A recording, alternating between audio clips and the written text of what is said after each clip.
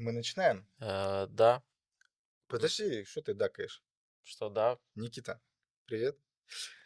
Спасибо, что пришел. Привет, Жень. Мои Привет, Ярик. дорогие друзья, товарищи, слушатели, самые любимые подписчики, если они у нас появятся к этому моменту, я вас приветствую на втором выпуске подкаста «Этично». У нас сегодня в гостях чудесный человек, великолепная звезда. Как там было? Э, Прям звезда. Прям звезда, да. Э, Это шутки шутками. Великолепная Да, звезда. великолепная звезда. Никита Тюников. Никита, у него очень специфичная профессия. Он продукт-менеджер, с одной стороны, я не могу говорить, в какой компании. С другой стороны, Никита был связующим звеном между большими компаниями и компанией Apple, вел переговоры.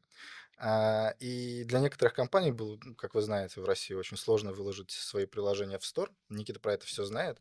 Он нам сегодня изнутри расскажет, как работает Apple, с какие у них проблемы, сложности и с чем лично он сталкивался. Ну, ты знаешь, я тебя, наверное, чуть-чуть поправлю. Мгм. Компании не только большие, они разные, все разных размеров, их много. И переговоры были по разным компаниям. То есть Ага. опыт такой, он разносторонний, с разными кейсами. Мгм. Я знаю, что у тебя после этих переговоров возникло для них, ну, к Apple конкретно, много вопросов различных. Каких? Очень много вопросов. Давай, наверное, начнем с того, что... Ой, можно я сразу вкину? Ага. Ты вот когда тебя зовут на переговоры с такими дядьками серьезными, ты как себя чувствуешь? Я себя чувствую прекрасно, Ну ты, великолепно. То ты есть такой типа, вообще не боюсь ты этой как истории. Рокки на фоне заката. Да, я как Рокки, наверное, назовем так, хотя не думаю, что я вот буду сравниваться прям так. Нет, я в смысле А, готовишься к этому как-то? Или ты такой типа, я готовлюсь, потому что, ну, представь себе, если мы говорим про больших дядек из Америки, то с ними надо общаться на английском языке. Так, А надо хороший английский. А еще английский нужен дипломатичного уровня, то есть уровня дипломатии на уровне топ-менеджмента. мгм. И технически еще хороший, потому что до топ-менеджмента нужно еще добраться. Технически, экономически и очень много всего вот этих нюансов, их нужно предусмотреть. Это важно, и не Ну, каждый, наверное, может. из этого всего, что ты вот, грубо говоря, ты подготовился, да, знаешь, как ПДД сдавать, что типа ты там выучил все 300 билетов, но по факту тебе понадобилось там типа 10.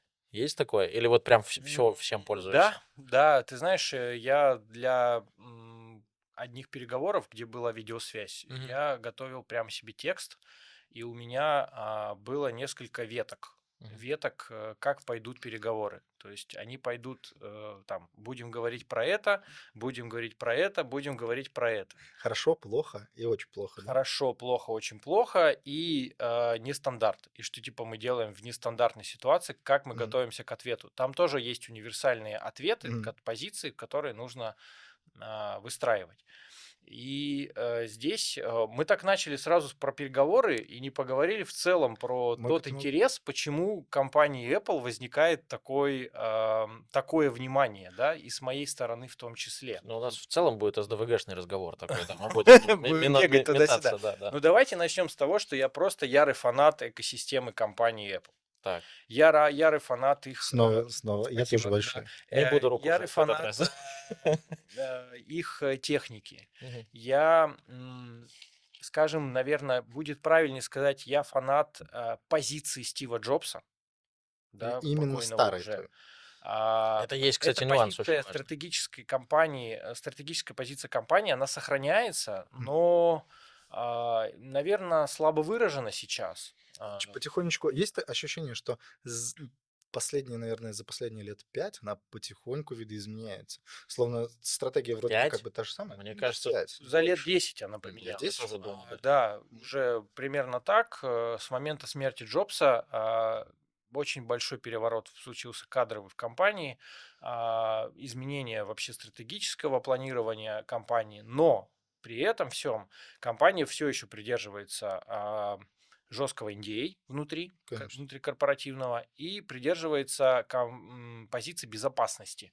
То есть наши продукты, они позволяют быть безопасными, не дают возможность красть ваши данные, сохраняют ваше Скажи это звездам, модулярность сети. которых с iCloud слили там сколько-то лет назад, где Ну, там это Э, скандал был и огромный. такие, да, были истории тоже.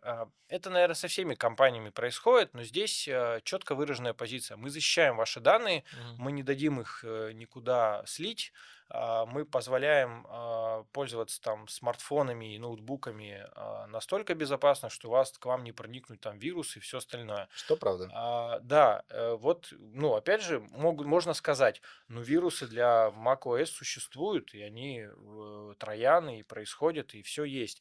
Да, есть, Но да, гораздо работают, меньше. но процент небольшой, быстро уязвимости решаются на уровне компании, и плюсом ко всему, самое главное сказать, что, скорее всего, атаки вирусами происходят точечно на конкретных пользователей. То есть, либо это заказуха, Мгм. либо это, ну, просто стечение обстоятельств, ты стал жертвой А нет такого, каких-то что хакеров. просто из-за процентного соотношения на Windows проще, ну, потому что много у кого базы там, много у Дело кого, не в этом. ну, А типа, вот много доля других компаний, людей, которые работают. которые работают на macOS, сейчас существенно увеличилась, особенно после появления Apple. ARM-процессоров, Да, силиконы, которые да. появились у Apple и стали некой инновацией для многих других компаний, в том числе и Microsoft. Я Плюс надо помнить о том, что Apple занимает существенную часть рынка операционных систем в США и, соответственно, в Европе.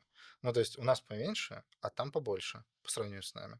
Я, Просто потому я как что раз из ну, тех компания. странных людей, которые у меня там работаю в основном на MacBook, но при этом вся остальная техника у меня другого производителя, скажем А, так.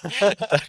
а вот, понимаешь, я долго думал перейти от айфона на Android, потому что у меня были такие, ну, взгляды косые на Samsung. Ну вот я, собственно, ему подхожу, Вот, да. но я боялся потерять ту экосистемность, Мгм. когда ты с айфона можешь скопировать какой-то текст и просто нажать Ctrl-V на клавиатуре на Маке, и он у тебя Я вставляется. же тоже с Apple перешел на Samsung, не просто так.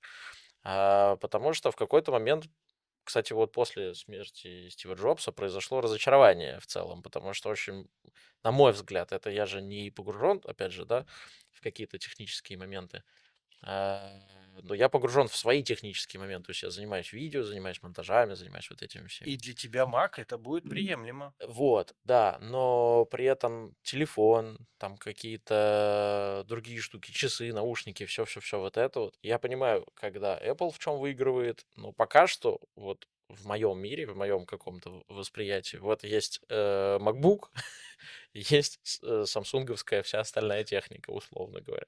И мне это как будто бы пока что Apple ничего не может предложить такого, что вот я бы перешел. Это одна из частей, про которую мы будем Это одна из говорить. частей, о которых мы сейчас можем сказать Да. с Да, да, тобой. да. У меня, с другой стороны, ровно наоборот. Мне нравится телефон, мне нравятся наушники, особенно последние, которые сделаны с транслитом на другие языки. Это вообще нейропереводчик. Я Это про норм. наушники тебе боль могу А, сказать. Мы поговорим об этом. Я люблю телефон, но я не люблю MacBook, потому что мне, с точки зрения пользователя, работать на нем неудобно. Потому что ты в игры играешь. Именно так. Мы сейчас можем закрыть с тобой тему про наушники, потому Давай, что, ну, сразу ее озвучить и сразу сказать, потому что давай. вот буквально несколько дней назад я своей супруге себе купил AirPods Pro 3. Мне Мгм. очень захотелось эти наушники. Я не люблю затычки, но рекламный заход на презентации по поводу, что мы изучили Уши. несколько миллионов ушей и Да. поняли, что мы можем сделать для вас удобные наушники, меня задело. Я подумал, ну я куплю, если что, я их продам, если они Мгм. мне совершенно не подойдут. Или верну. Да, и я, в общем, купил две пары, и у меня случился брак правого наушника. Он начал очень сильно свистеть, шуметь, и этот брак уже озвучен в интернете на многих сайтах. Мгм. Он подтвержденный есть и меняют наушники. Я поменял по гарантии. Мне дали наушники другого производителя. Ну, то есть, в Мгм. смысле, завод другой производил, да. Мгм. А у жены случилась проблема с кейсом. И кейс перестал нормально заряжаться. и он начинает жестко греться во время зарядки, и он отваливается в заряде. И я нашел точно такую же проблему, и я тебе скажу, что если я купил два одинаковых устройства и столкнулся с браком в разных местах, Это что-то проблема. здесь пошло не так. Это большая проблема. И об Вопрос. этом все молчат. Компания-производитель почему-то перестала честно нам говорить, что они профокапились с производством и Ну, готовы не в заменить первый раз, наушники. кстати. Ну, Это такие. большая проблема, кстати. У меня была проблема с тем, что они намокли и стали шипеть, но это они намокли сильно, хотя заявляется влагозащита. Вопрос. А с чем связаны проблемы? Ты погуглил? Ну, то есть, условно говоря, ты понял, это инженерная часть, то есть проблема в самом устройстве в изначальном виде, которое вы задумывали, или же проблема Софтовая ты имеешь в виду, да? софтовая или в сборке Железная 100%, где-то сборка, инженерная потому что, или да, сборка? инженерная. Ну, наверное, вот, наверное, назовем это сборка. Мгм. Сборка, все-таки сборка, потому что новые наушники получил, все с ними прекрасно. У меня, да, У жены. а у жены нет. Ну вот сейчас мы думаем, что делать, потому что ее кейс, он не заряжается, он заряжается там чуть-чуть, а потом А опять сдать по разряжается гарантии, совсем. думаете? Вот как отправить по гарантии из России? Вот магазин, который конкретно нам продал наушники, у Мгм. них 14 дней на возврат. Я успел, у меня был А сразу жена не возврат. успела, да? А у жены это произошло буквально месяц спустя. Ну да. И сейчас есть вариант только их кому-то передать, кто поедет, например, в Дубай или в Мгм. Шанхай. Сказать, ребята, отвезите, пожалуйста, в App Store и поменяйте, потому что, ну, Давай консолидируем. А в чем вот ты и пользуешься продуктами, и, соответственно, с ребятами разговаривал лично, с Apple вел переговоры. А в чем твоя ключевая претензия компании в данный момент? Мы точно наблюдаем какой-то системный, видимо, кризис, очевидный. У них есть очень какое-то сильное направление сконцентрированное. Вот они сконцентрировались на своих ARM процессорах, на своем там, на своей определенной какой-то инженерии, но вместе с этим на все остальное покладен маркетинг. да. Давай вот обсудим, наверное, с того, что у нас есть с тобой две разных линии. У нас Мгм. есть продукты физические, ну, телефоны, ноутбуки. Там претензий таковых нет. Все это можно менять, покупать, обновлять, и вроде бы пока вопросов нет. Только к 17-му айфону, который стал вдруг резко алюминиевый, и это означает, что с титаном начались проблемы. Конкретно с получением титана для производства смартфонов. Ну, Я об этом писал в своем телеграм-канале, такую короткую заметку, ну, это ладно, да, опустим. И второе, то, за что моя душа болит, мгм. это поддержка разработчиков, а, коммуникация с разработчиками и взаимодействие российских разработчиков с американской яблочной корпорацией. И здесь у нас серьезная проблема. Да, не только наша страна испытывает такие проблемы. В других странах тоже есть сложности коммуникации с компанией Apple в рамках программы разработчиков. Как она называется? Apple Developer Program. Мгм. Да? Это программа разработчиков, через которую мы все размещаем мобильные приложения в App Store. Да? И App Store – это единственная точка входа для получения каких-либо мобильных приложений для нас, для нашей страны, Мгм. например, да. Мгм. Там в Евросоюзе появились альтернативные сторы. В Японии недавно дали возможность сделать альтернативный стор. Китайцам, по-моему, тоже. Китайцам нет пока. Нет, пока не дают. А, Я помню, вот, что какой-то там был разговор в эту сторону. Китайцам там отдельно ездит Тим Кук и пытается договориться на разные условия. Сейчас он Ему смог очень хочется на тот рынок. продавить. Ему очень Да, хочется на тот рынок. но там рынок, конечно, сейчас неплохо занялся андроидовскими телефонами, типа компании Huawei и Xiaomi, которые просто уже не стесняются говорить о том, что они пытаются победить на рынке Apple, да, по их Ну, они могут в технологиям. целом, да. И да, вот Тим Кук ездит специально лично сам в Китай, чтобы там договориться с правительством Китая о том, что они будут продавать iPhone Air, в Мгм. котором будет eSIM, которого в Китае нет, но теперь он появится благодаря Apple. Мгм. И вот он, пожалуйста, появляется у них телефон, с горем пополам его запускают, по идентификации личности тебе выдают эту eSIM, там только один единственный китайский мобильный оператор, только гражданам Китая. Вот, все, молодец, ну, добился своего, победил, Мгм. да, в этой истории он. Другое дело, что классно, что Тим Кук умеет заключать сделки с Китаем, но почему Тим Кук не может научиться заключать сделки с Россией? И у меня Сейчас здесь вот вопрос. есть нюансики, тут некоторые...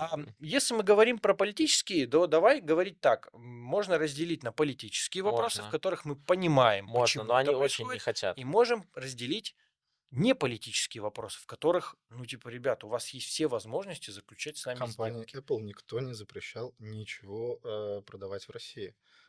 Никто Вообще, им не запрещал, и более того, я тебе скажу, что их дочернее предприятие работает, продолжает Warner Brothers. зарабатывать деньги, Мгм. и мы сейчас об этом еще поговорим. И главная боль, которая меня беспокоит, и почему я захотел об этом сегодня поговорить на этом подкасте, это такой крик души, который меня, ну, не отпускает вообще. Это переговоры, в которых Apple не дает возможности заключить с ними сделку. Не дает. И так сложные переговоры, их множество разных, проходят просто в какую-то пустоту. И выглядит так, что меня просто компания кинула просто. Вот через своих сотрудников Я она думаю, меня что, кинула. может быть, они изучили рынок, и у нас недостаточно сладкая какая-то тут... Великолепная у нас ситуация, люди готовы, я тебе могу сказать по некоторым продуктам, в которых, ну, мы не будем их называть, а просто я тебе могу сказать, что во множестве разных продуктов по статистике я вижу, что обладатели айфонов более платежеспособны на приобретение каких-то электронных услуг, Мгм. чем там обладатели андроидов. Ну вот статистика такая, Это что правда. человек, который а, с айфоном, он готов платить за Ну, какие-то подписки и все остальное, и справедливости продлевать ради, подписку. тут есть нюанс, потому что обладатели андроидов это слишком большой разброс по ценовой категории тех же там мобильных устройств и Так так про далее. это, У про это и Apple суть. нету такого Да, разброса, поэтому статистика немножко здесь да, но не при как бы... этом у тебя есть возможность купить бюджетный iPhone сейчас. Да. Их множество разных И тем моделей, не которые менее, Подожди, будут есть работать андроиды, сейчас. которые стоят меньше $100. Да, да, всё А верно. у айфонов таких нету. Ну, их и да не было, и нету, не бывает. нету. Не- Ну, Вот я про что и и он говорю, что может все стоить равно. меньше 100, но это будет устаревшая модель, которая, скорее всего, не Ну, будет поддерживать да, самые да, да. Тем не последние менее, функции. самый важный момент, про который говорит Никита, про следующее. Люди, которые покупают себе iPhone, тратят на подписки, на in-app purchase, на покупки какие-то с айфона и прочее, гораздо больше денег, чем люди с Ну, андроида. Я даже приведу пример. Очень простой. Когда мы посмотрим на статистику покупок в целом в App Store до кризиса, до СВО, в App Store и в Google Play, у одних и тех же игр или Кинопоиска, или еще кого-то, у Netflix и так далее, то мы увидим, что количество денег, приносимое на айфонах, выше на порядок тем малым количеством пользователей по сравнению с пользователями на я андроиде. объясняю, почему Это так важно. происходит. Это важно, но я объясняю, что, допустим, И есть поэтому определенная группа людей, которым, ну, типа, они не могут себе ввиду чего-то, обстоятельств своих жизненных и так далее, не могут себе позволить, да, какие-то дорогие устройства. Логично, что у них и денег и на подписки тоже не будет. Я могу тебе сказать точно, что до 2022 года доля in-app purchase внутренних покупок через App Store была существенная в России. Мгм. Хорошая Мгм. доля была прекрасна, потому что это удобно. Ты Мгм. зашел, купил тут же, тебе никуда не надо идти, тебе лицом идентифицировали, оплата прошла, и все хорошо. да, А компании, которые эту технологию использовали, они готовы были платить комиссию Apple, и для разных 27%. компаний, да, были, кстати, разные льготы, Мгм. назовем это так. Некоторым комиссию снижали, Ну, потому что они предоставляли, там, например, медиаконтент. На мгм, мгм. медиаконтент для онлайн-кинотеатров, скажу тебе, была комиссия 15%. Неплохо. И это было прекрасно, просто волшебно. А покупок было очень много. И это были хорошие такие статистические данные, которые позволяют сказать, что рынок для Apple здесь есть. Мгм. И ты Он, знаешь, безусловно, есть, я они же не отрицаю. соблюдают законы, Мгм. законы Российской Российская. Федерации. Да. Давай вспомним, что ФАС, например, Мгм. а, на них предъявило, что они не дают возможность оплачивать покупки электронным способом для российских пользователей. Так. Они пришли с решением и предложили рукит специальный, называется рукит Purchase, как-то так. Мгм. Это технология, которая позволяет оплачивать через сайт который ставит сам продукт, да, Мгм. владелец приложения, оплачивается покупка там, подписки какого-то электронного продукта. Мы говорим только про электронный продукт, потому что там физические продукты не надо комиссию Apple платить, Мгм. только за то, что внутри приложения происходит, да, цифровых каких-то дополнений. И они получали комиссию, получают готовый там 27%. 3% это эквайринг был у Apple, а Мгм. сейчас эквайринг на стороне продукта, а они забирают 27% за то, что привели к тебе пользователя через приложение, размещенное в App Store. Ты дал возможность, то есть вот они выпустили такое решение, это соблюдение закона. То есть вот к нам пришел ФАС, мы согласились вот со стороны Apple решить эту проблему. Вот, пожалуйста. Но там есть куча нюансов. Ты можешь выбрать не все эквайринговые компании, Мгм. только те, которые не находятся под санкциями.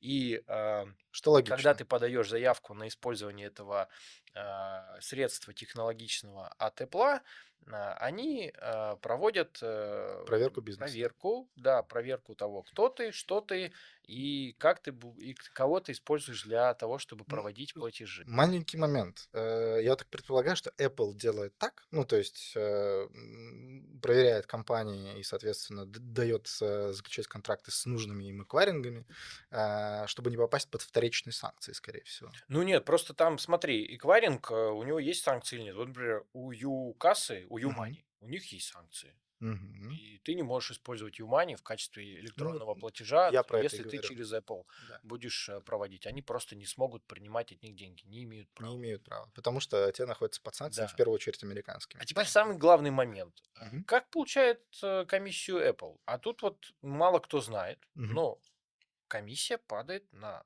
дочернее предприятие, которое находится в России, называется Apple Rus. Российское юридическое лицо. Да, от которого от имени зарубежной ирландской компании Apple, Мгм. которая принимает платежи в Евросоюзе, а, она составляет бухгалтерские вот эти счета, Мгм. да, выставляет счета компании за Мгм. оплату транзакций. Транзакции оплачиваются собственноручно компаниями. Автоматически Apple не может их принять. То есть Мгм. они Я понял. просто знают, у них есть отметка о приобретении, они просто получают Мгм. отметку, что была покупка совершена, потом можно сделать сверку с ними, что типа количество покупок на стороне программы, там, Я понял. продукта, да, совпало с количеством отметок, которые получил Apple, выставляется счет, Мгм. и счет, деньги падают на Apple Rus. И Apple Rus может зарабатывать с внутренних покупок, подписок и всего остального. Деньги оседают в России, выйти они за рубеж пока не Не могут. могут. Да, нет возможности их вытащить. Мгм. Может быть, какие-то обходные пути Apple может использовать, ну там банки, которые не под санкциями, например. Мгм. Но по факту компания Apple продолжает зарабатывать в России, ничего им не мешает, и у меня, соответственно, возникает вопрос, почему компания Apple считает, что кто-то все равны, но кто-то равнее. М, Это хороший вопрос. Давай мы сначала чуть-чуть поговорим о том, откуда ноги растут. И вообще, мы в начале диалога нашего начали говорить о том, что у Apple есть какой-то определенный кризис. Давай про кризис поговорим. Потому что очевидно, что все началось не вот вчера и не с начала СВО, а чуть пораньше. А, да, да, но мы с тобой, наверное, давай затронем какую тему? Мы поговорим сейчас о кризисе их кадровом или мы говорим о кризисе, который произошел с App Store? Слушай, и то, что я вижу, это и стагнация продуктов, и проблемы с искусственным интеллектом, и проигрыш в этой гонке однозначный. А, Да не И только в этой. с маркетингом тоже в последнее время страшные вещи А, происходят. Давай так. Тогда с кадров, наверное, так будет С понятнее. кадров, Да, я вот думаю, что... сейчас мы все видим прозрачную Да. ситуацию в СМИ, что кадры моментально уходят в другие компании, перенимают яичных Да? специалистов просто невероятно быстро. Ушел главный дизайнер Liquid Glass, который придумал вот этот вот iOS 26, да. Мгм. А, Тебе Джонни Айв. нравится? Нет, Джонни Айв ушел А, Тебе, давно. тебе нравится? Liquid Glass? Да.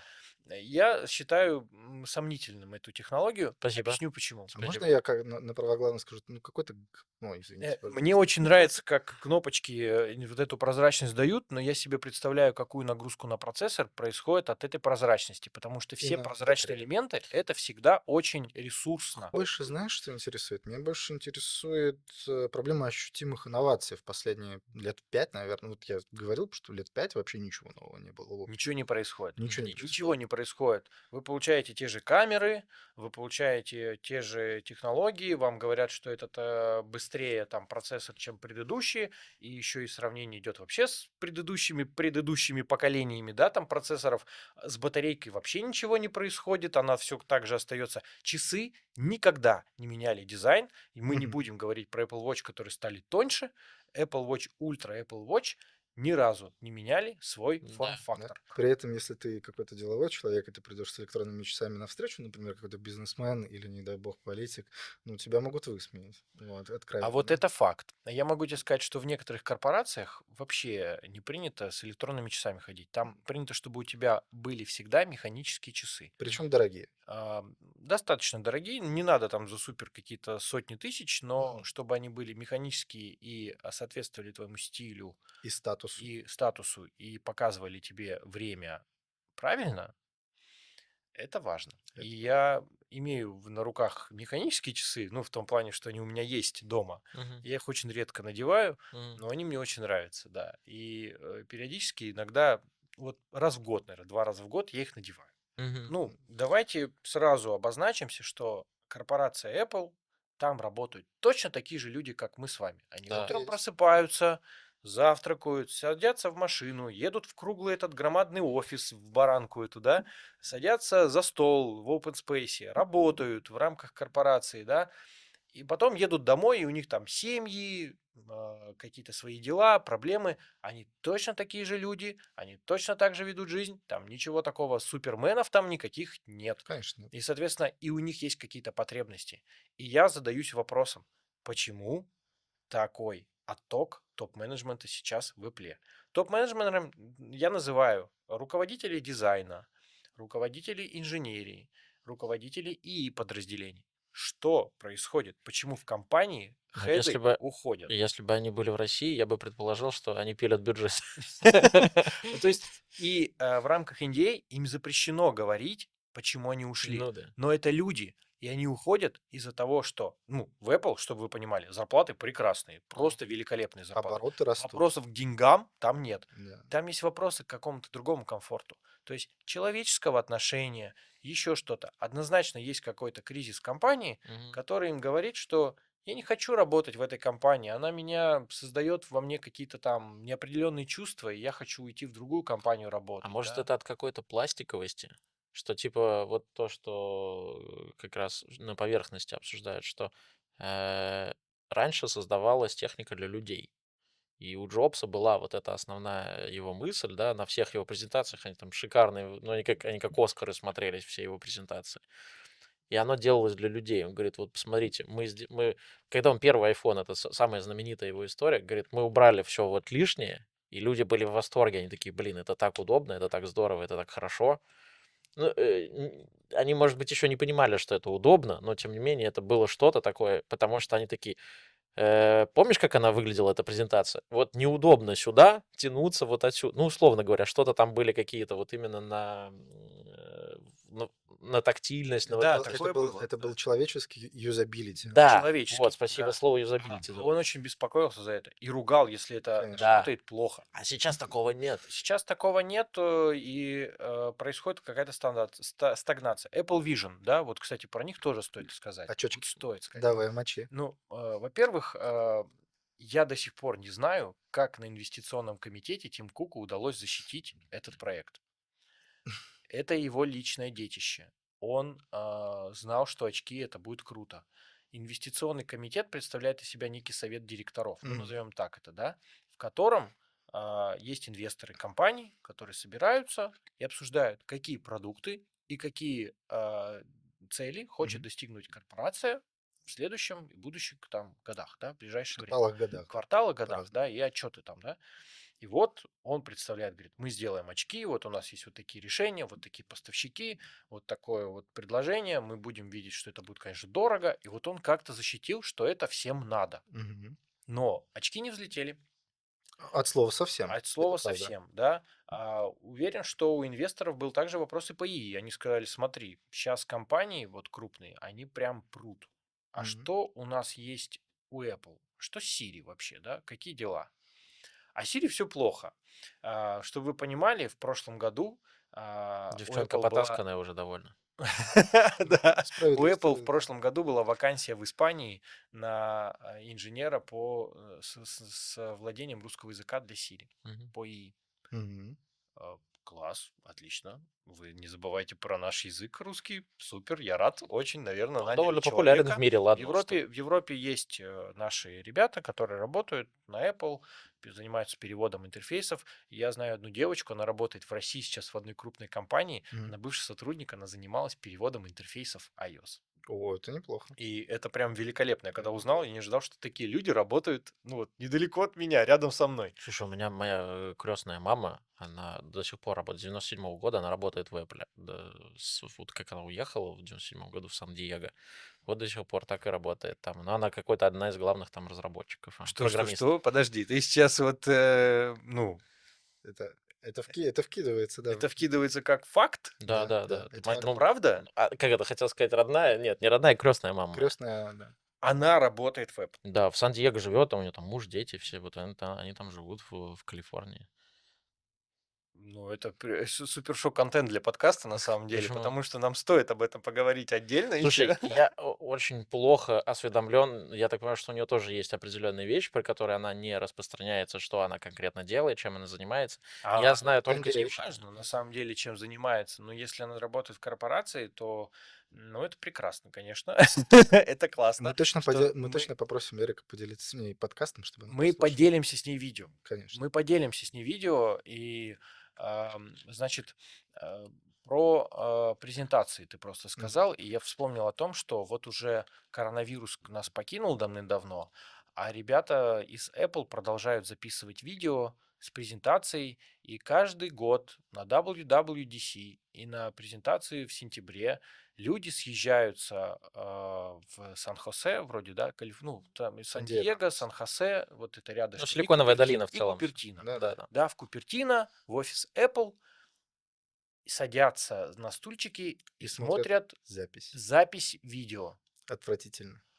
Ну, ребят, да, и сидит Тим Кук с ними всеми, и можно с ним пообщаться. Я хочу сразу тут сказать, Apple, я очень жду приглашения на WWDC от вас. Мне в LinkedIn меня найдете, вот ссылочка будет под этим видео. Я очень жду, что вы меня позовете на WWDC, и мы с вами проведем очные переговоры, прямо пообедаем вместе, поужинаем вместе, все что угодно. Но давайте мы уже сделаем это просто с вами. Это было маленькое отступление, но это было важно сказать, потому что, ну, пора общаться, пора видеться и пожать друг другу руки. Кстати, по поводу общаться, что ты понял про коммуникацию в Apple? Ну, ты же с ними общался, разговаривал, переписывался, может быть. Переписки. Что на практике? Много общался по почте с множеством сотрудников. Вот, например, от одного сотрудника, ну, там была у нас кейс был такой, сотрудник нам очень помог, выручил. Я ему сказал, можно я тебе отправлю со своей родины, с озера Байкала, какой-нибудь сувенир приятный, памятный, хоть в качестве благодарности. И он мне написал, что, к сожалению, не могу принимать подарки, потому что это будет считаться взяткой в нашей компании. И это типа, ну, нарушение, То есть, в смысле, если ты мед отправил или нарушение что там, устава, чай, там, типа. да, устава компании. Чай, мед, представляешь, ты что-то отправляешь, и компания считает, не знаю, наличный его домой ему. Не, ну это вот это у них есть у западная вот эта бредятина, это- Я бы которая сказал, типа, что не только у Запада. Это какая-то гасушная история, понимаешь? Очень. Я знаю, что такая же история есть у некоторых наших крупных бигтехов российских. Не будем называть название компании, но мы ее Ну все подожди, знаем, я в слушай, ней в расту, России корпорации, которые связаны с государством или которые доля не связаны с государства, и государством. даже не связаны, и просто есть какая-то вот такая история. Я знаю, что в крупных компаниях, корпорациях есть вот эта государственная история, бюрократическая, и Да, она присутствует в Apple, да. представляешь, до сих А пор. что тебя В ГУПе удивляет? была, кстати, в профсоюзов в университете, у нас в Питере Мгм. был скандал несколько лет назад. Там студентка выпустилась уже из университета, Мгм. и пришла к своему преподавателю, подарила ему там что-то там, какую-то шоколадку, какую-то ручку, какой-то... Ну, то есть, ну, там не Она такие уже не прям... учится Да, она тогда. уже не... И скандал был, что, типа, этого преподавателя уволили за то, что он, типа... Получил будто взятку. Да. За что Да, никто то не есть мог обозначить. благодарность, которая на самом деле, ну, человек выполняет свою работу. Я просто думал, что это будет памятный сувенир. Нет, он сказал, этого нельзя делать. И тут я такой, ага, ничего А себе, вот это по-твоему, устав. по-твоему, откуда пришли там все истории, связанные с тем, что нужно противодействовать коррупции и так далее? В крупных, я точно это знаю, я сегодня гуглил, в крупных зарубежных компаниях, в первую очередь в американских, во вторую очередь в европейских, даже если компания не относится к госсектору, но принимать взятки так или иначе, точнее, подарки так или иначе от клиентов считается взяткой. Причем неважно, помог ли ты решить официальный запрос или нет, к сожалению, это вот точно так же, как и у нас. Ну, как-то, мне кажется, что тоже пора вот этим ребятам пересмотреть свой подход к этому и все-таки разделять какие-то моменты. Тут Это важно... конфиденциальность, которую Да, надо да, сохранить. да, Хорошо, если люди в неурочное, в нерабочее время встретились, и там кто-то что-то кому-то подарил, это считается? конечно. Ты знаешь, я даже боюсь, что в переписке, так как единственный контакт, в котором мы можем общаться, это почта, Мгм. да, ну и LinkedIn еще. Конкретно вот с этим человеком, если бы он мне оставил свой номер, я думаю, что служба безопасности это бы вычислила, потому что у меня есть подозрение, что служба безопасности Apple читает переписки своих А сотрудников. можно поподробнее? Вполне. Расскажи. Вполне. А почему я так подумал? Потому что ну, во-первых, вот эта история, Мгм. да, я же писал в личной переписке по почте, да, рабочей. На рабочую почту просто. Да. Мгм. А второй момент, есть русскоговорящие сотрудники в Apple, с которыми Мгм. мы ранее сотрудничали, пока, когда Apple взаимодействовал здесь по разным функциям, в том числе размещение рекламы в App Store. Мгм. Мы общались очень много с русскоговорящими пользователями, ну, сотрудниками, с русскоговорящими сотрудниками общались Мгм. по почте, и вот сейчас они требуют общаться строго на английском языке. Даже если русскоговорящий, Да, то русскоговорящий? есть ты начинаешь общение на русском, тебе отвечают на русском, говорят, пожалуйста, следующее сообщение пишем на английском. И такой, ну, ладно. И оказывается, что ты общаясь вот на английском языке, создается некая цепочка переписки. Мгм. Скорее всего, когда сотрудник понимает, что это не его компетенция, но ему нужно передать это в отдел нужной компетенции, он пересылает цепочку этих Все писем, полностью. Да, понятно. да, и, соответственно, цепочка будет читабельна пользователю, который вот, ну, общий английский язык у них, да, Мгм. они все общаются на английском Он языке. сразу въехал, И в чем чтобы он речь. въехал, в чем дело, и что в цепочке какая переписка произошла. Но все же мне кажется, что это и прозрачность для проверки в случае, 100%. Я думаю, если что они точно так же будут пользуются какие-то всякими там, подозрения.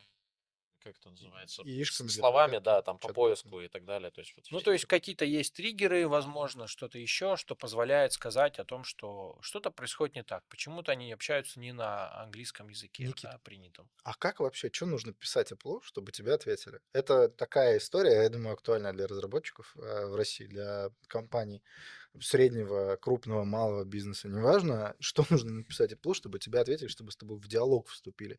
Потому что у меня есть живые примеры, когда Apple блокирует приложение, ребята что-то пишут и месяцами просто ждут. Как?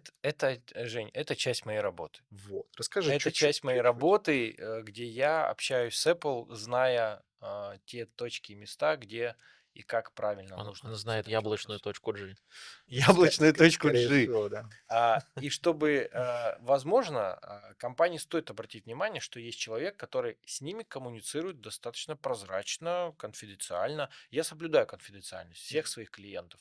Я не размещаю информации о них, не раскрываю, если это Я там просто прихожу на просят, да. подкаст и говорю: ребята, у вас кризис. Ну, то есть, с кем я общаюсь? У меня есть все почты топ-менеджеров, всех топ-менеджеров Apple, вице-президента по маркетингу, Прям всех. всех. Тима Кука? Тима Кука, Фил Шиллера, Я думаю, перебором это может быть Грега просто. Джосвика, вице-президента по маркетингу, и еще нескольких человек, которые, ну, нельзя называть, но они имеют отношение к Дай, компании. дай уточню. Почта Тима Кука — это tim.cook@apple.com. Это важный момент. То есть Нет, перебором их не подберешь. перебором ты не подберешь. Мгм. Плюс ко всему, имей в виду, что с внешних отправителей он, скорее всего, почту не всегда видит. Скорее всего, стоят Но какие-то есть специфические люди, баны. которые Мгм. могут передать ему информацию. У него Зву- есть ассистент. Звучит как с президентом России. Ассистента я знаю тоже почту, но ассистентка, видимо, тоже на внешние не всегда отвечает. Скорее всего. Ассистент человек, который обозначает встречи с ним, Почта ведет у его тебя календарь. ассистента тоже есть. Почта ассистента есть, М. да. Мне кажется, это так в любых крупных корпорациях. Я не уверен, Попробуй что... найти их имейлы Да, где-то в да, открытых типа этих. это Это не получится невозможно. так Я сделать. не думаю, что тут, ой, у Apple так все заморочено. Я думаю, что это в целом... Заморочено, У заморочено, Apple потому забыл что это тебе запрочь. просто не ответят. Но в моей истории был такой кейс, который стал для меня, ну, такой не очень приятной болевой точкой, хотя прошли переговоры Мгм. хорошо. Мгм. Это когда мне пришлось уже на фоне того, что я поперепробовал все виды коммуникаций со всеми возможными сотрудниками Мгм. компании, и я написал Грегу Джосвику большое письмо Мгм. с просьбой начать диалог. Нам пора провести серьезные переговоры от имени клиента. Мгм. Ну, то есть как, это Какой-то письмо крупный клиент. было, это крупный клиент очень, который беспокоится за конкретный продукт, у него множество продуктов, Мгм. но мы говорили про один конкретный продукт. У нас была задача поговорить хотя бы об одном продукте, а потом Мгм. уже обсуждать все остальное. Нам нужно было понять позицию Apple, нам нужно было понять, как мы будем выстраивать диалог. Но компания, я тебе так скажу, уже очень расстроилась, сказала, нам, наверное, никто отвечать не будет. И написав большое письмо Грегу с максимально дипломатичным таким подходом, Мгм. где ну, говорится о том, что пора разговаривать. Мгм. Хватит от нас скрываться и игнорировать нас. Он прочитал. И он передал это письмо юристу, Мгм. внешнему юристу компании. Чтобы ты понимал, юридический отдел в Apple очень маленький. И не самый компетентный, наверное, да? Ну, то есть это такое небольшое количество людей, которые, то есть основные все вопросы международного права и решения каких-то вопросов на международном уровне, все внешние юристы, Ну, в США, внештатные. да, в США так принято. Ты вне штата берешь какую-то там McKinsey и сыновья или что-нибудь такое, какую-нибудь компанию, и Очень она много обслуживает твои дела. компаний. Есть, Так принято. Это из сериала из я какого-то? даже знаю одну компанию, Да. которая отказалась со мной общаться Мгм. по, по вопросам Apple, потому что, ну, Apple ну, был их бывшим клиентом. Мгм. Там, да, или сейчас клиент, или бывший. Здесь, к Ну, понятно, сожалению, понятно. конкретики нет, но просто вот, извините, мы с вами общаться на эту тему, диалоги вести не можем. Мгм. Хорошо. Да, вышел на связь человек, который прямо, чтобы подтвердить, что он действительно пришел от вице-президента, Мгм. он в цепочке внизу мое письмо, мой текст прислал и сказал: Мгм. здравствуйте, мы хотели бы пообщаться с вами, мы видели ваше письмо, когда вам готовы, ну, провести со мной видеозвонок. Я то-то, то-то, представляю Apple, Ну, понятно, понятно. вот юрист по вашему Мгм. вопросу. И здесь я передаю эту историю уже клиенту. Мгм. Моя задача такая. Я участвую в переговорах, но все письма, составляю письма, И потом ну, то есть я составляю письма, и от имени клиента пишется та почта, которая использовалась для App Store, да, Мгм. там, где он Для того, является чтобы все было владельцем. То есть, официально, было соответственно, чтобы все прозрачно. официально было, Мгм. я участвую в переговорах как представитель компании, Мгм. но при этом я передаю там некий текст, там, как отвечать, что мы Мгм. говорим, что мы обсуждаем, как мы строим наш диалог. Я передаю текст сотруднику компании, Я понял. а он уже смотрит там вместе, они там компании там изучают, что я там все тоже предлагаю хороший какой-то вариант написания письма, и письмо улетает, соответственно, этому юристу. Мгм. Вот, мы договорились. Я участвовал в встрече, в видеовстрече мы пообщались, потому что на английском говорил я Мгм. в этой истории, и я представлял интересы компании с точки Мгм. зрения как переводчик. Ну, Хотя в компании были люди, которые понимали на английском, Мгм. но у меня было, как и мы уже с вами сегодня в начале подкаста сказали, я готовил большую позицию, она Мгм. была расписана на несколько веток, сработала не одна ветка на самом деле, ну то есть Получился альтернативная ветка сработала. нестандартный, да? Да, потому что я не ожидал, что юрист выскажет в наших переговорах Мгм. четкую причину, почему Apple заблокировала аккаунт клиента. То мгм. есть была четко обозначено, что он сказал, Apple сказала, что вот у вас там есть некие там какие-то ограничения, некая позиция, Мгм. которую нам нужно с вами решить. Она была политически мотивированной? Она была политически мотивирована, но я Мгм. тебе могу сказать, что в России существует практика, Мгм. что компании, ну, там, например, есть санкционные ограничения, да, Так, так. что или подозрение на санкционные ограничения. У меня есть клиент, у которого подозрение, у него вообще никогда санкций не было. Мгм. Но А он подозрение. сидит и переживает, да, и он не знает, что ему делать, потому что он крупный. То есть компания сидит, сама себе придумала, наверное, на нас наложили санкции и ограничивает себя как-то в Нет, работе с. компания Apple говорит, вот этот чувак очень мутный, он связан Ага. с санкционной компанией, и мы его сейчас хлопнем. Это вторичные санкции называются. Ну, когда у тебя есть какие-то взаимоотношения с какой-то компанией, на которую наложены санкции, ты Их можешь получить, еще нужно было доказать, что эти что эти связи есть. взаимоотношения есть, Если да? они были или не были, но их там не было, понимаешь? Их там Ага. не было. Но Apple подозревает, а значит, просто не подпускает какие-то вещи. По Очень умолчанию. много разных кейсов было. Мгм. Вот есть, например, где санкции, где не санкции, ну типа как будто санкции, да. Мгм. И все они хотят диалога. Все компании хотят обсудить свои истории. То есть, ам, чтобы сразу сейчас полностью позицию свою четко обозначить, я скажу так. Почему-то Apple про ИИ, про зарядку, которую они не смогли выпустить, и про какие-то еще там вещи ошибаться можно, а разработчикам почему-то, которые в App Store выпускают приложения и соблюдают правила компании и где-то могли ошибиться, почему-то ошибаться нельзя. И Двойные типа стандартики. права одной ошибки нет. Есть просто право того, что мы хотим, мы вас блокируем. Вы ошиблись, ваш аккаунт будет Не, снесен. ну, с одной стороны, с точки зрения, как это, оказателя услуг, они могут так делать.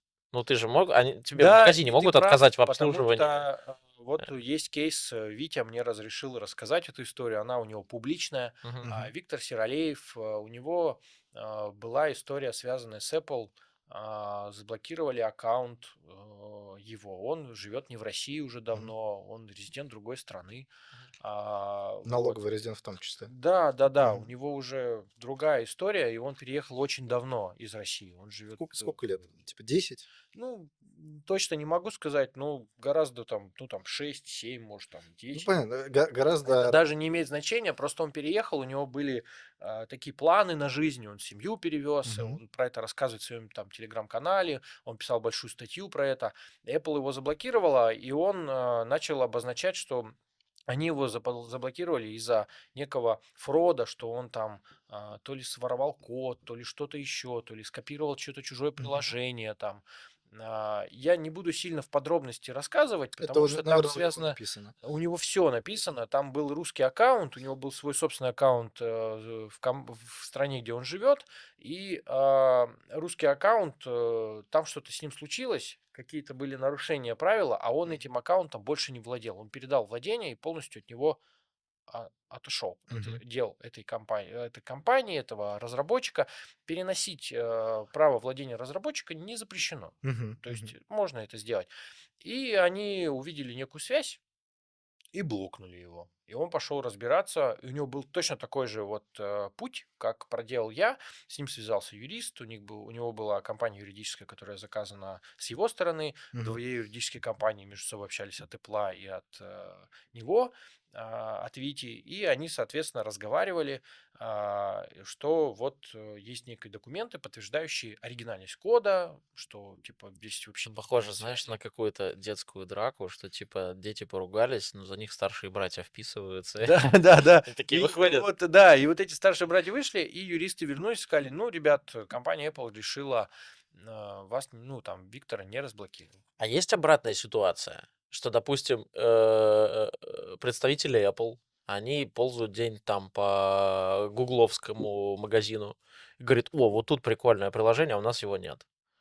И приходит к разработчику. И приходят к разработчикам и говорят, слушайте, а давайте к нам. Я думаю, такого нет. Нет, я думаю, ну, такого навряд ли такое. Но это же, Ну, если только вот в других странах у них очень развитые, знаешь, типа офисы, где они там продвигают, развивают образовательные услуги предоставляют, мгм, типа обучают тебя программированию, новым Мгм. технологиям, новые там какие-то функции в Свифте появились, да, там в коде, или там приходи, мы тебе покажем, как наш шлем работает, да, там, в общем, короче, Представительство стандартных компаний, да, которые продвигают инновации и продукты. да, и в общем, чем закончилась история Вити? Он подал в суд на Apple, и в США суд на стороне Apple оказался, но ой, как же с так? Ну, окей. оговорочкой, что, ребята, вы больше как бы вот, ну, не прибегаете к таким разборкам, Мгм. то есть ни со стороны Вити, ни со стороны Apple, что вот это вот не происходило. Очень жаль, что ну, за суд в Америке встал на сторону Apple в этой истории. Это очень странно, что Apple после суда даже не решилась как-то Урегулировать дальше. урегулировать. При этом хочу сказать, что в этой истории есть один положительный исход. Apple не стала с него взимать судебные издержки, и они заплатили за них самостоятельно, за свои судебные издержки, а его судебные издержки остались при нем. То есть ему Мгм. не пришлось платить за них. А там был Но бы счет выставлен. Ну, хотя, да, это по вроде идее, бы как бы гуманно, но, ребят, вы должны, как ваш президент вашей страны говорит, заключать сделки. У него даже целая книга, оказывается, есть на эту тему. Мгм. Вы должны заключать сделки. Причем я готовился, например, там по переговорам, что когда мы к юристу... Ой, подожди, надо тут важный момент. давай, В этом подкасте я должен об этом сказать на всю аудиторию, потому что так, Давай. править на людей все индивидуально один, нельзя. два Давай человека. обозначимся, что бренд китайской компании называется Xiaomi. Xiaomi. Не Так, Xiaomi, не да, Xiaomi, Xiaomi. Я просто хочу, да, разверить это, потому что я очень долго давно интересовался, как правильно называть компанию. И китайцев прямо вот просили назвать, Мгм. они говорят Xiaomi. Xiaomi. Вот Xiaomi это Слушай, правильное это так же, как у название. японцев же вечная боль, что у них Mitsubishi, Susi и вся вот эта история. У них же шета практически нету, оно непроизносимое. А у нас, Mitsubishi, да, у да, нас же, правильно. э, Правильно, это Mitsubishi. Вот. да, как Но, будто бы, но Xiaomi это настолько уже стало большим брендом, это тоже крупная корпорация, ничуть не меньше Apple, да, да. Да, да. которая А очень, то и кстати, больше. лояльна по своему магазину, по Да. своим условиям, и которая Мгм. хотя бы даже с учетом того, что китайцы, ну, сложно по договороспособности, но они договороспособны, А Apple нет. а Apple нет. Вот, я хочу это сказать. Парадокс. Apple Поэтому, не договороспособный. поэтому китайцы поглощают рынок дальше и дальше и Ну, дальше. Да. Вот Накусывают все больше и справедливости больше ради. кусок. вернемся к этой истории, Да. да, про то, что суд проигран, компания не договорилась, а мой кейс крупный, Мгм. опять мы как из ДВГшники, да, Да, да, бегаем, нормально.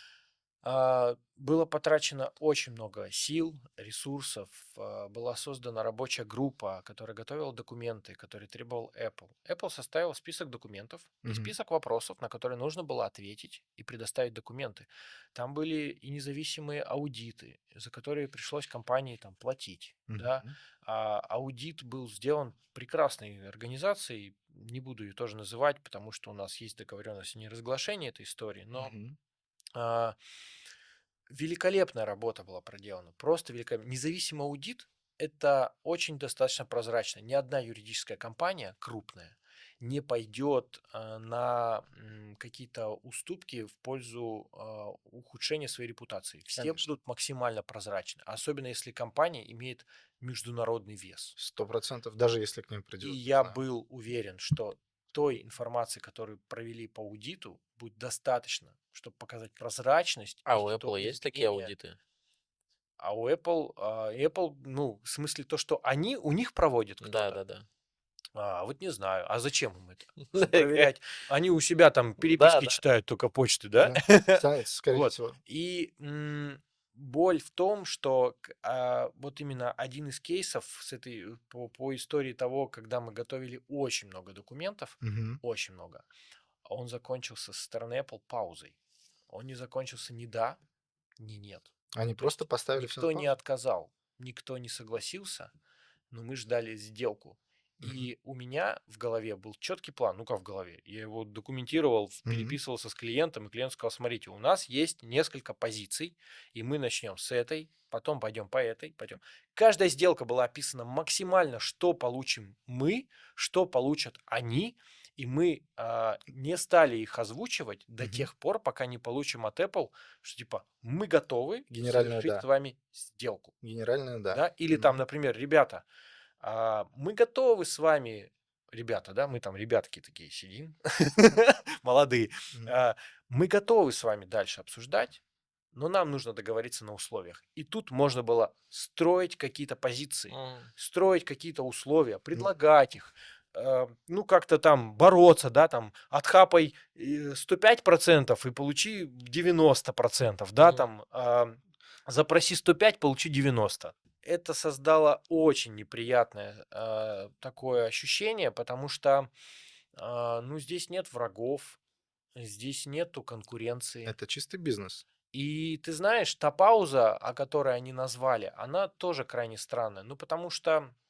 у клиента есть конкуренты. Мгм. И у конкурентов почему-то, ну, у Apple к конкурентам вопросов не возникает. И опять же, вот эта вот американская позиция, да, вот Мгм. как это правильно сказать, американский характер говорит о том, что не нужно упоминать конкурентов, нужно говорить строго про себя. Ты же свои защищаешь М. интересы, а не конкурентов. И вот это вот, знаешь, нельзя так прийти и сказать, а почему вот им можно, а нам нельзя? Почему вот у них так Мгм. работает, а нам так нельзя? И они будут говорить, потому что вот так. А что вы к ним Мы же про вас говорим.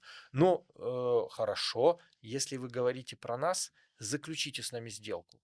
Просто снимите с паузы вопрос. Да, в целом пауза пока всех устраивает, потому что кажется, что здесь имеется какое-то политическое влияние, будто бы, но Ну, скорее всего, вопрос, глубоко политизирован. предположения такие есть, Мгм. что типа, ну, может, А какая-то может, политика. может, они пошли реально, пока взяли паузу и пошли выяснять со своей стороны, со своими юристами, со Нет, своей они вот это. очень долго это делают. Вот М. это важно сказать. Мгм. Переговоры происходят очень долго. Они могут затянуться от полугода до года Мгм.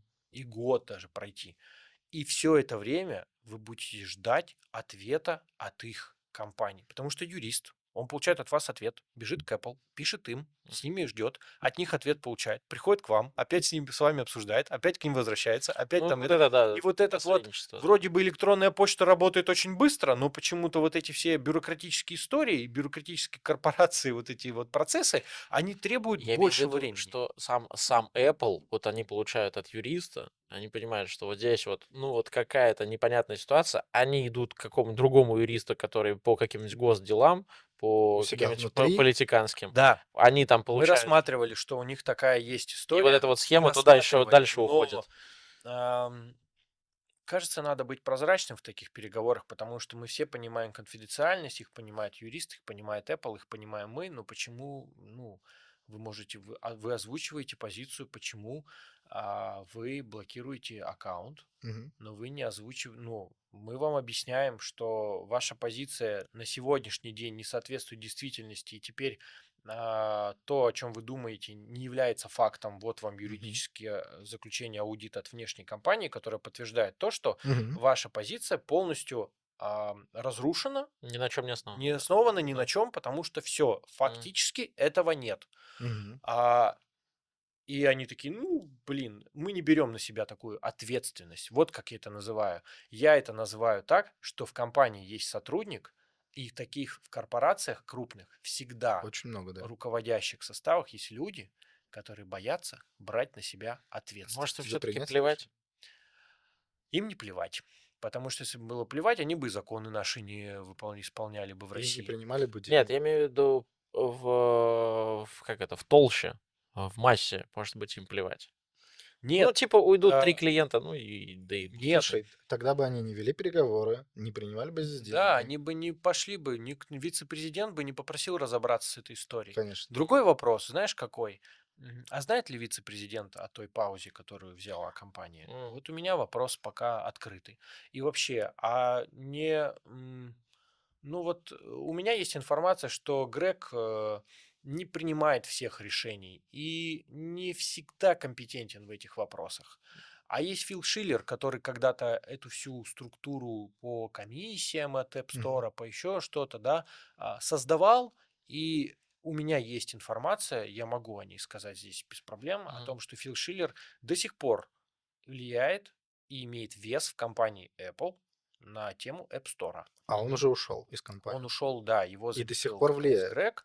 Он указан как Apple Fellow. Мгм. Это типа как такой некий участник Apple Bro. компании, типа Apple Bro такой, Да, знаешь, да. который друг, которого мы уважаем. Он сделал для компании очень много, и мы всегда ему рады. Как И у него почетный даже, наверное, и гражданин. пропуск есть, Просто и почта у него осталась. они собираются по субботам, знаешь, вот эти на масонские общества, и Да, они там в этих они колпаках там, Хотел они сказать, уж оргии. вместе да, тусуются, отдыхают. Да, да. но P. Diddy вместе Фил ходят. Шиллер до сих пор, Фил Шиллер до сих пор, кстати, представляет интересы Apple в суде по этим вопросам с Интересно. комиссией. Ну, Ну, потому потому что у него, как это, наработанности больше в этом во всем. опыта, знаний, и он понимает, как все работает с точки зрения политики. Типа в контексте он Да, больше. он сильно в контексте, судя Какая по идет всему. борьба с компанией, например, Epic Games? Да, она продолжается просто невероятными судами. Да, Тим выиграл.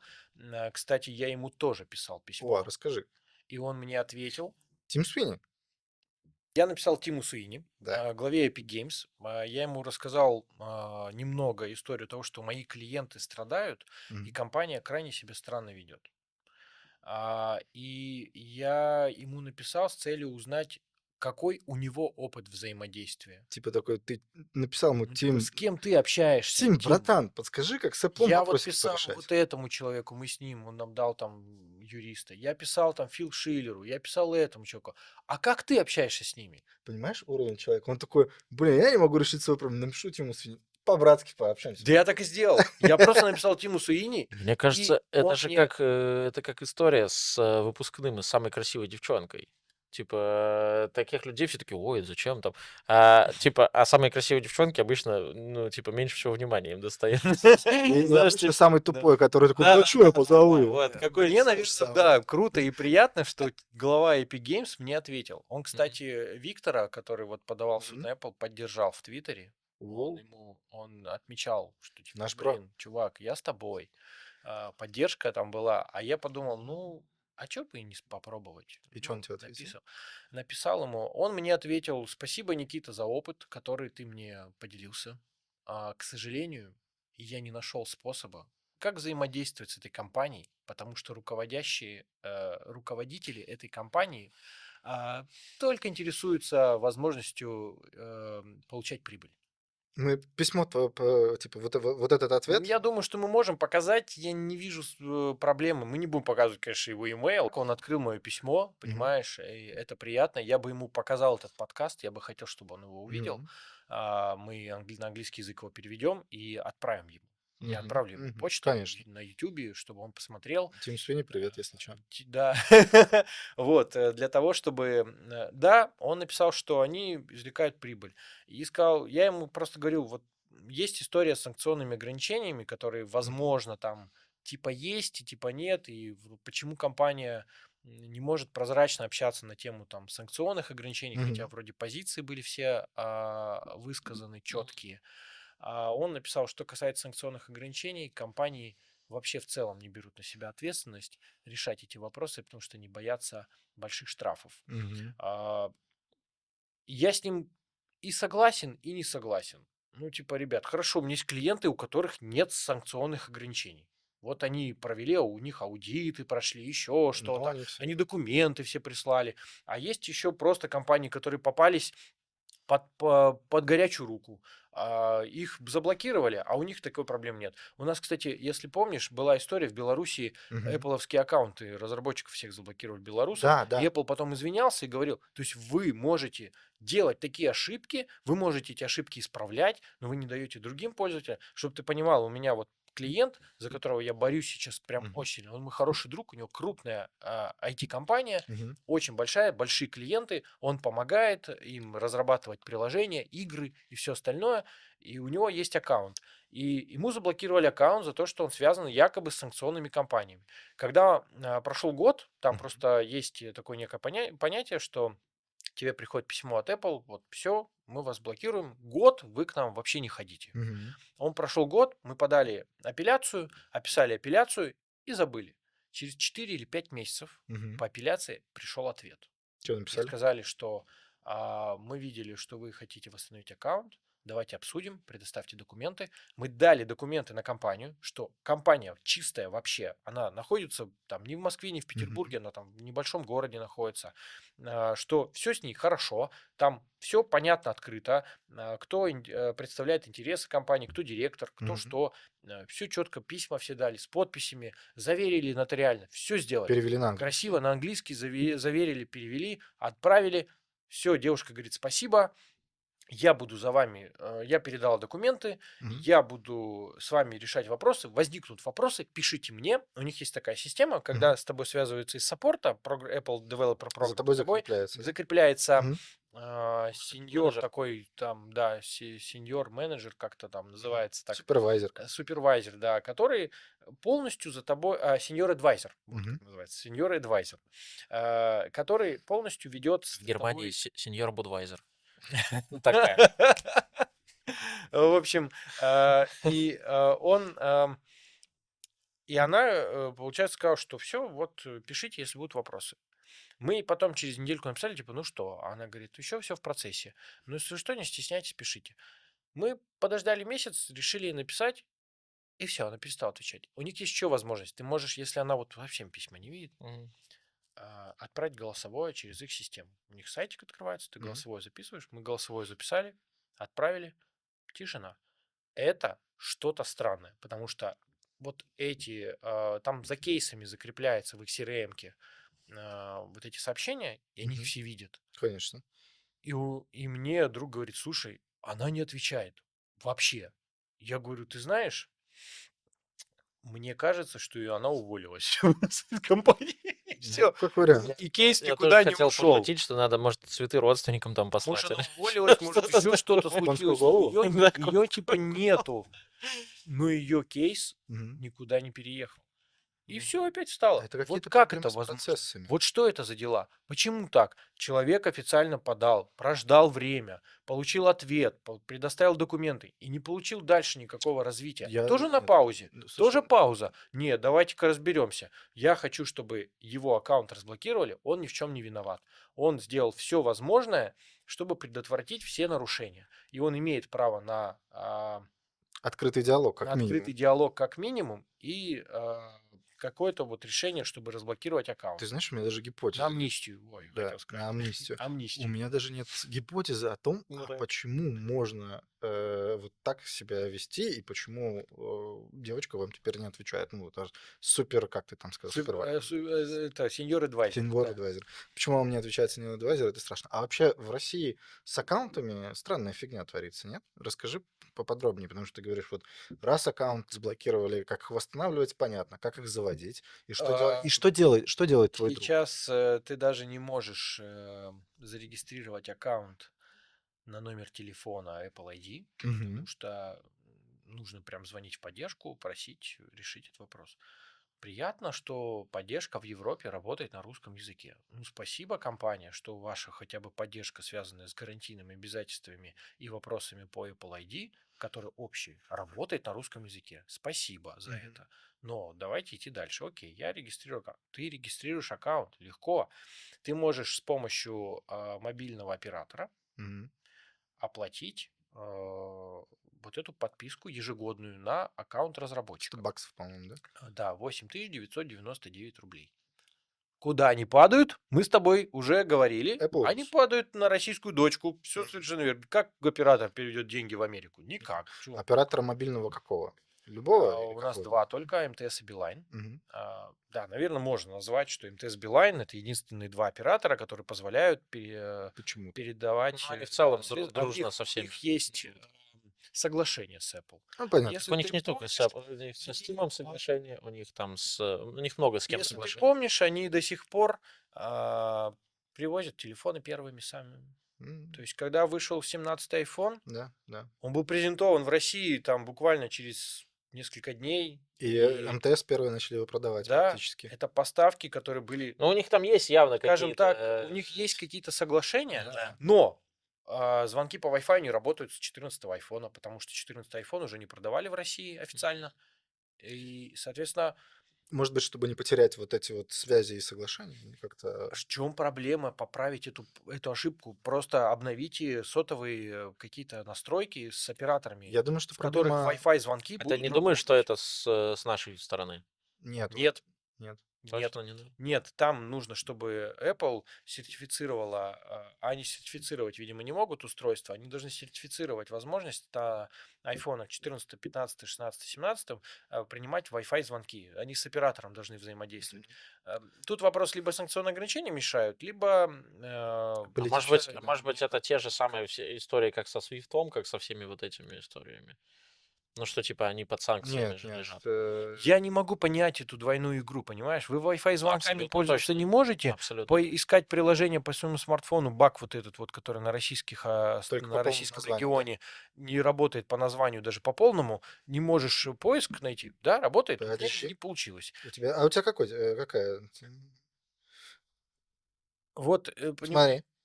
Работает. Телемост. ты написал прям полностью Да. телемост, и Но, вот но если я веду просто теле, то все. теле выводится в предыдущих поисках, видишь, вводится Telegram, выводится звонок, но вот здесь где-то должен быть, да, телемост. Ну где-то в нет, конце. это он тебя в поиске находит его. Да, Это да. значит, что ты скачал его недавно. Ну, Сбер ты, например, не Ну, найдешь. извините, пожалуйста. Ну, подожди, как он сейчас называется? Я чисто... Да, просто любой напиши там онлайн, например, да, там. Пожалуйста. Это Сбербанк. А у меня не работает. А Вот он- почему? я Хорошо, не мы разберемся потом, что там не так.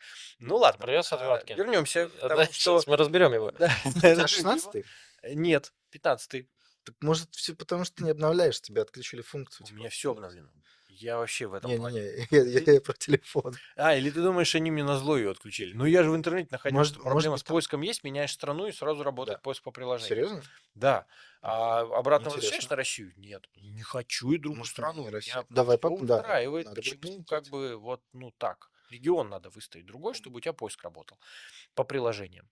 Ну, Это баг, который не может исправить Apple. Ребята, ну исправьте вы. Ну что мешает? вообще ничего не Слушайте, стоит ну, выводить. ты понимаешь, что весь наш разговор, так или иначе, вот там чуть-чуть, тут чуть-чуть, это там где-то, там вот, ну, типа, очки Косячки у нас у там нас есть. какие-то, у нас там что-то тут вот Да, так у нас вот. есть одна большая претензия. Сделайте нам альтернативный стор. И банки перестанут мучить ревью команду App Store. Это была у кого-то тоже мысль, я смотрел, что вроде как даже с Apple договорились, что Нет. они, типа, нет, в Нет. итоге не договорились. Никто не договорился Это с Apple. осенью было вот это вот, ну, вот, типа, сколько буквально. Вышел закон, Да. требующий предоставлять возможность устанавливать альтернативные магазины на устройства Google и устройства Apple, Мгм. да, Android, iOS. Рустора для iOS нет. С коллегами из Рустора я общался. Мгм. Я пытался с ними решить вопрос, говорю, ребят, ну, может быть, вам нужна помощь, вам нужны мои услуги. На самом деле у нас прошли переговоры на тему возможности им помочь, Мгм. но они сказали, что у нас все решается самостоятельно, это наш NDA, Мгм. мы не разглашаем нашу ситуацию. Ну, понимаю, да, скорее, я уверен, что у ВК все на мази в этом плане, у Конечно. них есть все взаимоотношения, но если мы до сих пор не видим официальных пресс-релизов, значит, с переговорами что-то не так. Ну, не договорились пока. Либо не договорились пока, с учетом, что Apple очень долго отвечает, либо эти переговоры пока, ну, может быть, даже не начались. Может, уже начались к этому времени, когда мы записываем подкаст.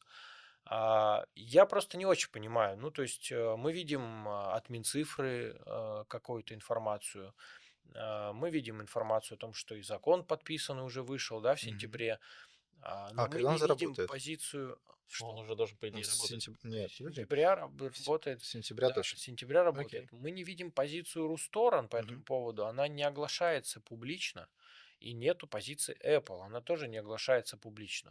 В Японии вот недавно альтернативный стор включили. Причем Значит, сразу, значит, это работает. конечно. Сделка нужна. Мы же вспоминаем с вами, что Apple не умеет заключать сделки. Но в Японии-то они заключили. С японцами С почему-то. японцами они сделку заключили, а здесь в чем проблема И с заключения? Евросоюзом, С по-моему, тоже. Евросоюз вообще самый первый, вот по этой Да-да-да. практике и пошла. Мы очень хотим Рустор, потому что банки продолжат мучить и атаковать App Store и выпускать приложения. Все наши российские банки продолжат. Они будут это делать, Так и они есть. будут выпускать троянских коней. Я, кстати, знаешь, мне интересно, что приведу маленький пример из профессиональной практики. Мы когда делали несколько приложений ритейловских, для того, чтобы не спамить App Store постоянными обновлениями, мы сделали такую мулечку, что у нас наполнение экрана, данные внутри экрана и так далее со второй версии, с 1.0.1 версии, точнее.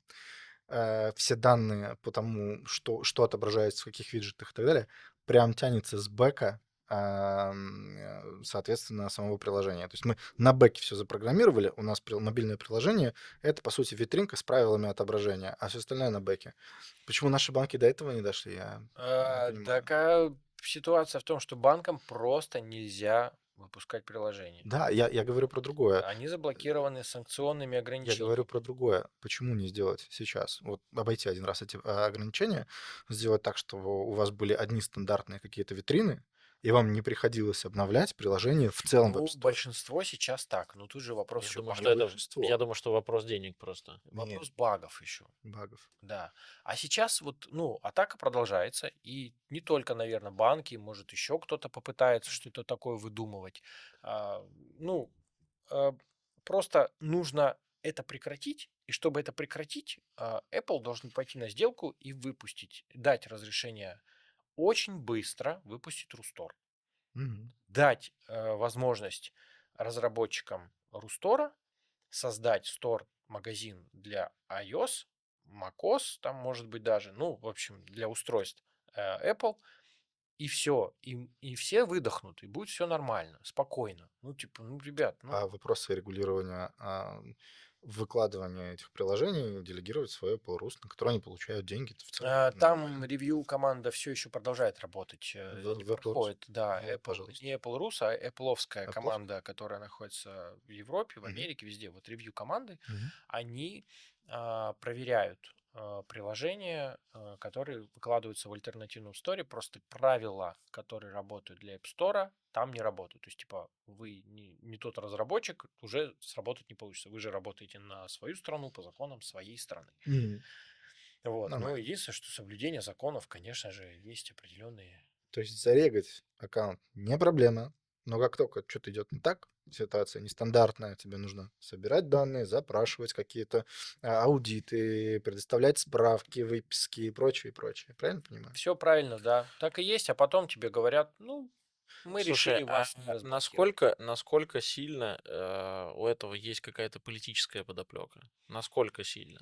До сих пор не ясно, честно говоря. Официально, Потому слушай, что вот, ну, как бы я сижу, слушаю и понимаю, что ну, гораздо проще было бы сделать таким образом, что типа приложения появляются, и их какие-то там госорганы, да, американские, которые занимаются, да, вот этими всякими накладыванием санкций и так далее, они там, условно говоря, пишут в Apple или звонят, ну, как-то связываются с ним, говорят, вот этим вот нельзя, вот этим нельзя, вот этим нельзя. Чем наоборот. А получается так, что у Apple вот Ты, этот конечно, какой-то синдром придумал. вахтера, что они вот У сидят. них синдром вахтера, это правильно Да, сказать. да, Знаешь, да. дело в том, что у нас Apple не единственная компания, у нас есть еще компания Google. Мгм. И у компании Google почему-то таких проблем не Я возникает. про что и говорю. Там Да. есть, да, банковские приложения удалили, но большинство компаний там выпускаются, и у Мгм. них все нормально. Ну да. Те, которые Они, не состоят они, в санкционных они, списках. даже если которые А, состоят, даже так. да.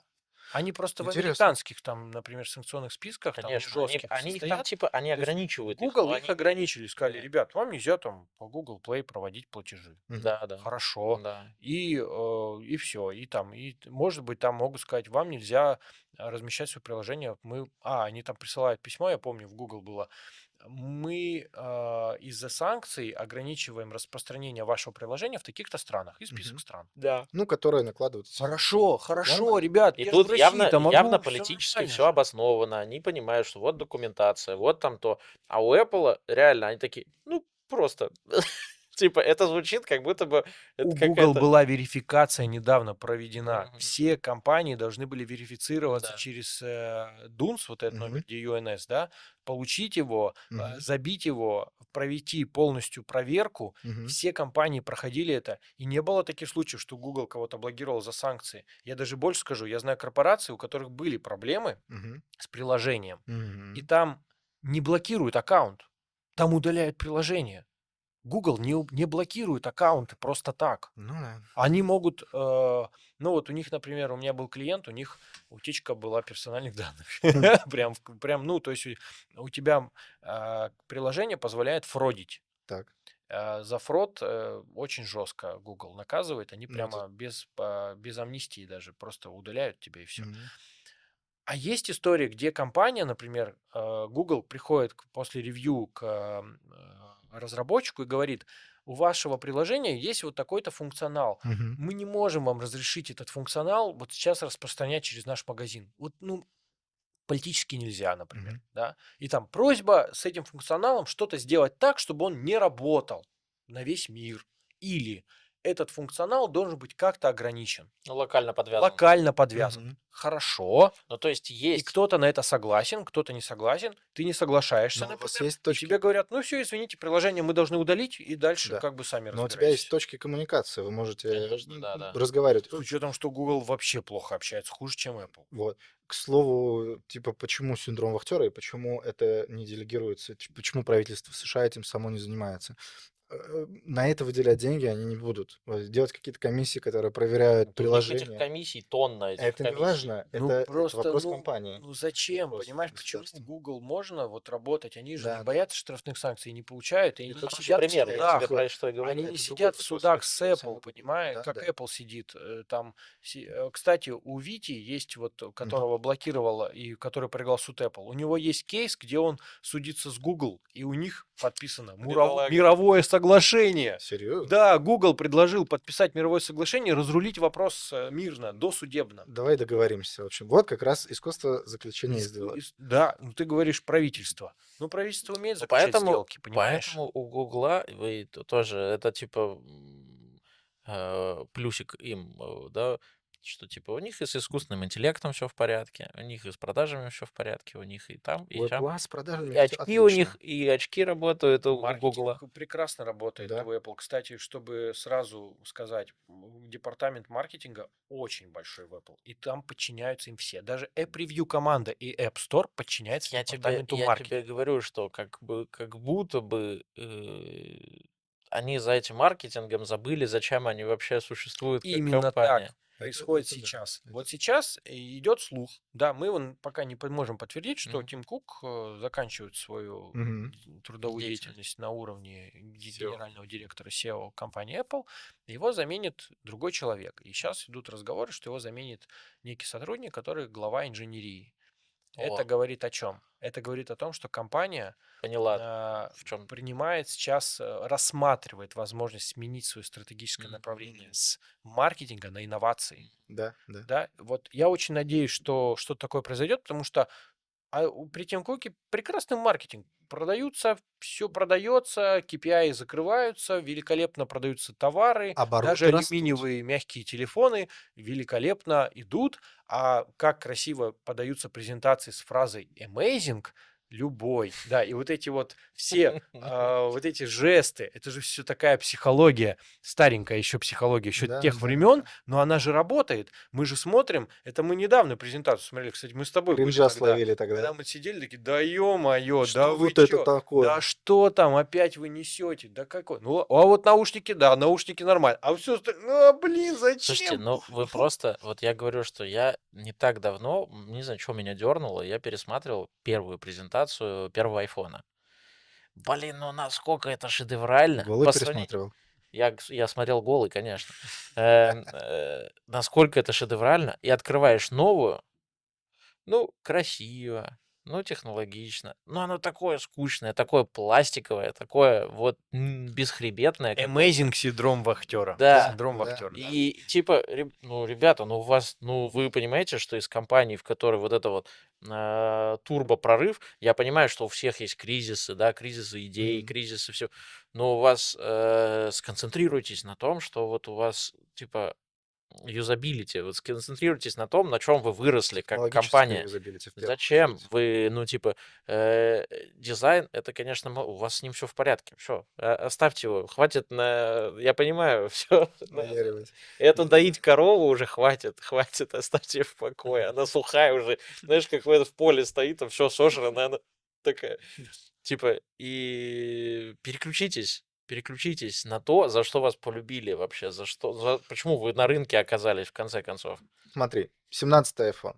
Что по нему? Мы с тобой вместе смотрели эту презентацию. Мне, как человеку, который пользуется айфонами давно, это первый iPhone, который мне не захотелось купить. Да, и мне тоже не захотелось. Я тебе так скажу, я купил себе 15-й iPhone Мгм. буквально весной. А уже прошло, он давно уже это... Я свой 16-й купил тоже весной. Из чего 17-й сделан? Из йодированного алюминия, да? Из анодированного Ага. алюминия 6000-го, который используется в авиации, как я понял. Это хороший алюминий, неплохой, По но идее. алюминий это мягкий металл, Мгм. очень подвержены царапинам, ударам, вмятинам и всему такому. То есть мне непонятно, когда мне 3 года назад, Мгм. 3 уже, да, а, рассказывали про то, какой титан крутой материал. А тут алюминий. Типа титан в 15-м, титан в 16-м, посмотрите, какой у нас классный Ну, титан. Титан закончился. Титан закончился. Ну, Хотя типа, цена на титан Титан не ниже, закончился. чем... Титан вырос очень в цене, сильно. Да? Очень вырос в цене. 2023 года интересно, примерно почему, да? Мы цена не будем начала говорить, расти. не будем говорить, почему он Мы вырос. говорим о том, что очень серьезные экспортные ограничения возникли. Да. Для Вот, нашей на страны. фоне и нашей страны, и в целом многие страны, там Китай, например, Мгм. он поставщик там титаном вообще без проблем мог бы быть для Apple.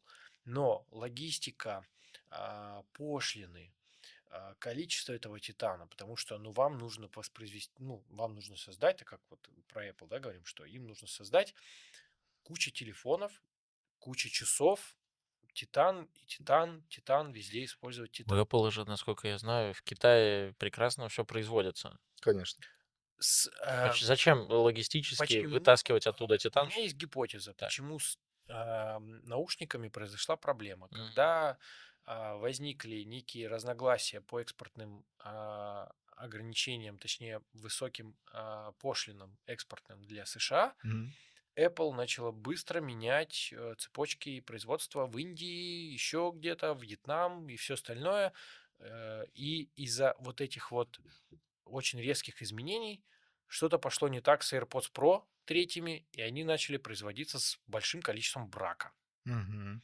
Вот. Ну, потому что я вам По, серьезно по говорю, пути сбились купить они. два комплекта наушников, как я сказал в начале, и получить В два обоих, комплекта да. бракованных, Мгм. это странно. Ну, то есть, ну, Либо это закономерно. Тут как бы... Ну, при переносе производства Кто-то триггеры может обычно сказать в откатываются. комментах, ты, наверное, купил какие-то левые наушники. Да нет, я очень знаю, как проверять технику. М. Я уверен, что это наушники настоящие, легальные, и они не подделка. Мгм. Ну, И сертифицировано ведь. сертифицированный, Ну, с датой продажи, все, с гарантией, все Ну, хорошо проблема. с ними. Но, видимо, перенос, производств в другие страны повлиял Вот эти как-то. логистические какие-то изменения, что-то начало происходить, начало Цепочка менять сыпется. процесс цепочки материалов, которые Мгм. используются для производства наушников. И что-то пошло не так. я представил сейчас камбоджийского мальчика, который на велике такой, знаешь, с одного завода на другой, да, тут типа он мембраны, тут ему надо собрать, и он-то на этом велике, типа, Ну такой, да. да блин, Во он еще их уронил, в вернемся грязь там летел. Вернемся к айфону. вернемся к айфону. Чё не так с 17-м?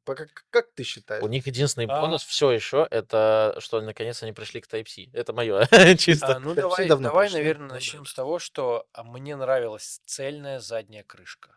М. Она была, первое время это было стекло. Это и есть стекло сейчас, да? 16 тоже стекло же, да? Да, стекло. Стекло.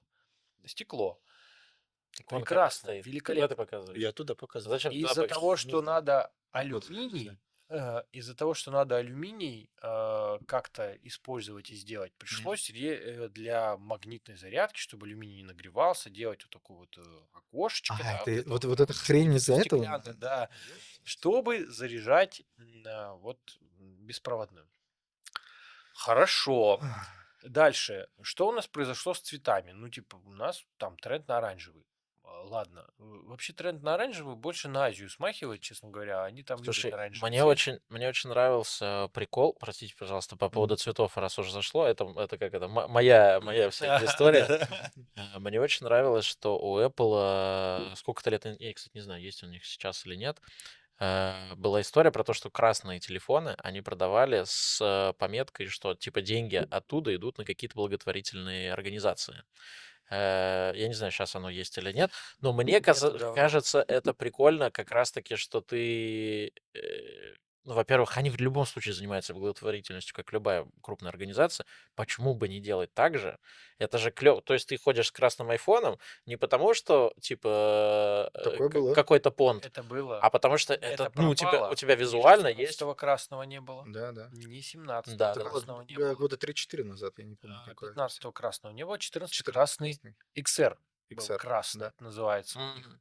И их действительно больше Но нет. мне кажется, что бог с ним, с самим цветом, да, то есть они там сами выбирают, какие вот у них там тренды сезона, там еще что-то там всякое. Но я имею в виду, что вот такие вот штуки, они как раз и делали компанию, вот знаешь, какой-то, типа, вот человек захотел красный Человек iPhone, человекоцентричный, да, так да, что сказать. они поддерживают, люди поддерживают людей, в этом смысл. Опять же, да, Они сменились на ремешки, они там в ремешках начали придумывать разные циферблаты, там Ну, поддержки всякое. там расовой принадлежности и все остальное. Видимо, красный iPhone Это, плохо продался. ну, нет, красных было лимитированное количество, и они Мгм. хорошо продавались, потому что, ну, это отдельный цвет. да, да, да. Все, вот у тебя сейчас выбор. Ну, я не рекомендую никому алюминиевый iPhone. Вот Почему? просто потому что а, это шаг назад. Это шаг назад со стороны материалов, качества, привилегий каких-то, да. То есть, ну, титан– это круто, это звучит круто. Распределение тепла и что телефон работает быстрее, чем предыдущий, это все маркетинг, это Конечно. все полная ерунда. Я придумал шутку для анимешников. Давай. Просто Apple, извиняюсь, проебали битву титанов. Битву Титана. Да, да. Так и есть. Вот. И Титан, кстати, ну, мне реально нравится, как выглядит телефон в титановом. Это выглядит дорого. Вот Ну, это во-первых, не он крашеный. у тебя просто... Солидно. Даже когда ты делал... Это же еще психология очень сильно. Типа, потому что ты когда берешь в руку телефон и такой, это титановый телефон. Помнишь, были...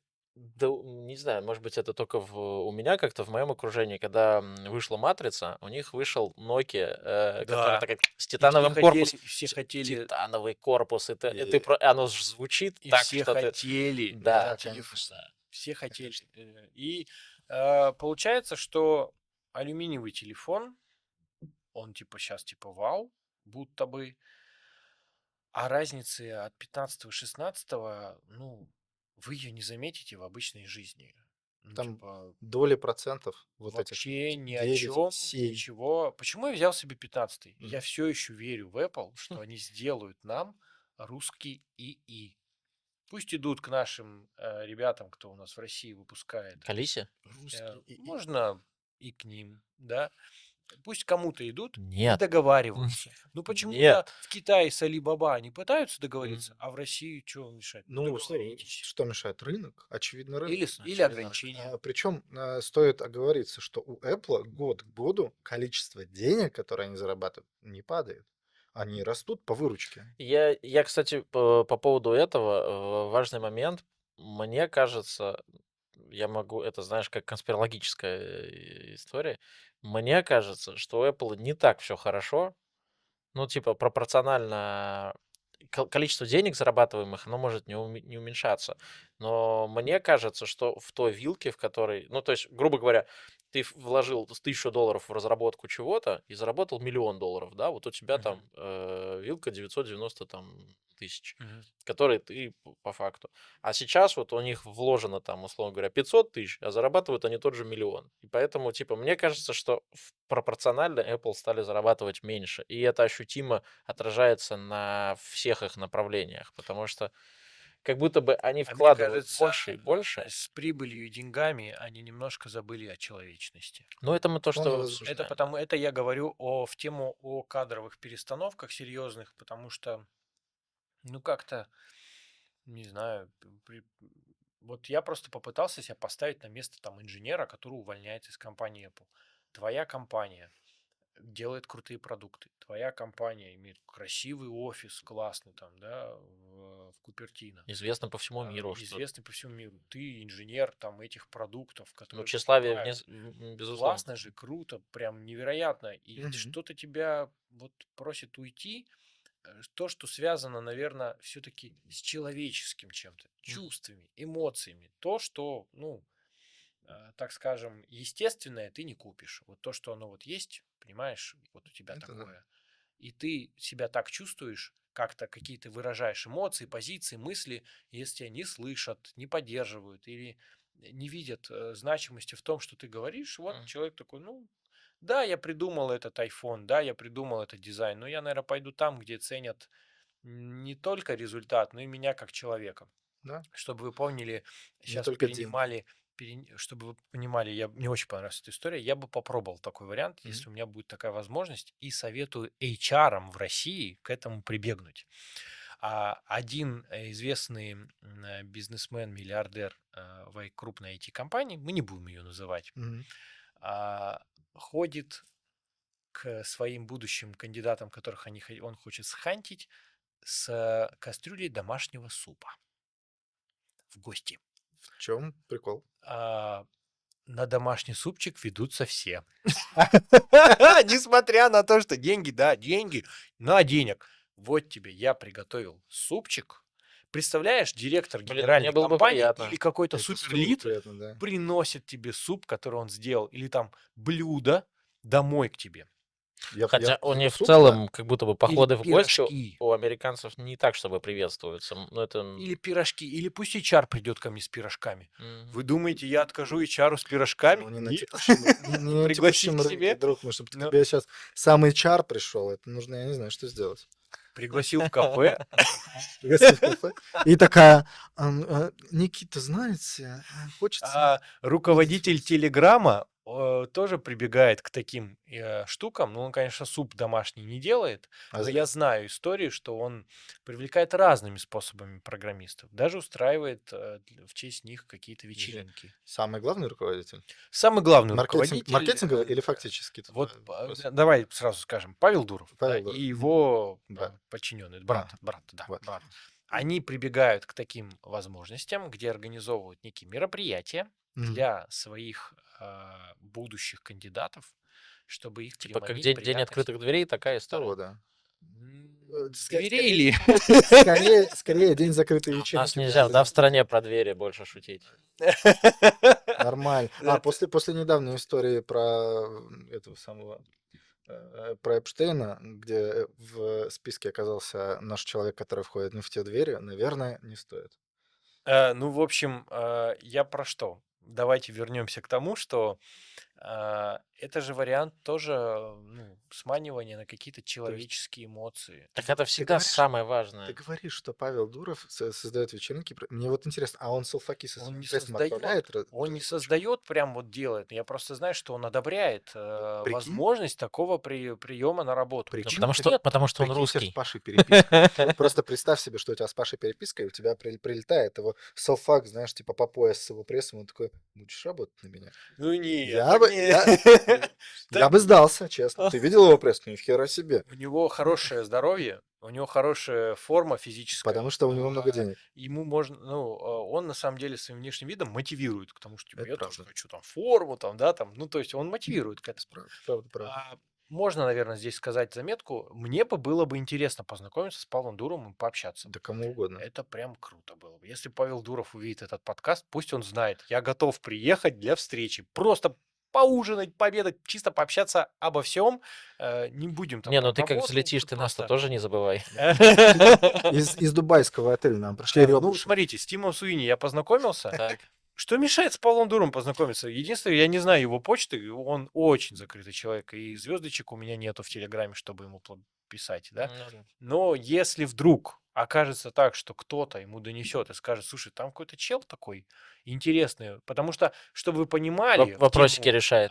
Павел Дуров точно так же борется с разными процессами по Да. Apple и тоже выражает свою позицию. Да, Поэтому, да. если Мне, кстати, он в тоже этом, хочет в договариваться. этом В плане целом с Америкой. мне очень нравится вот как раз его позиция в том плане, что там, неважно, как ты относишься к нему там лично, да, как к человеку там, мне нравится, что он все время отстаивает. То есть они такие, вот мы хотим ваше там то, вот мы хотим. Он такой, нет, с чего? Типа, и он в этом плане как раз в отличие от того же Apple, он такой, да нет, я для людей все делаю, мне все равно, что Для там. Типа, людей.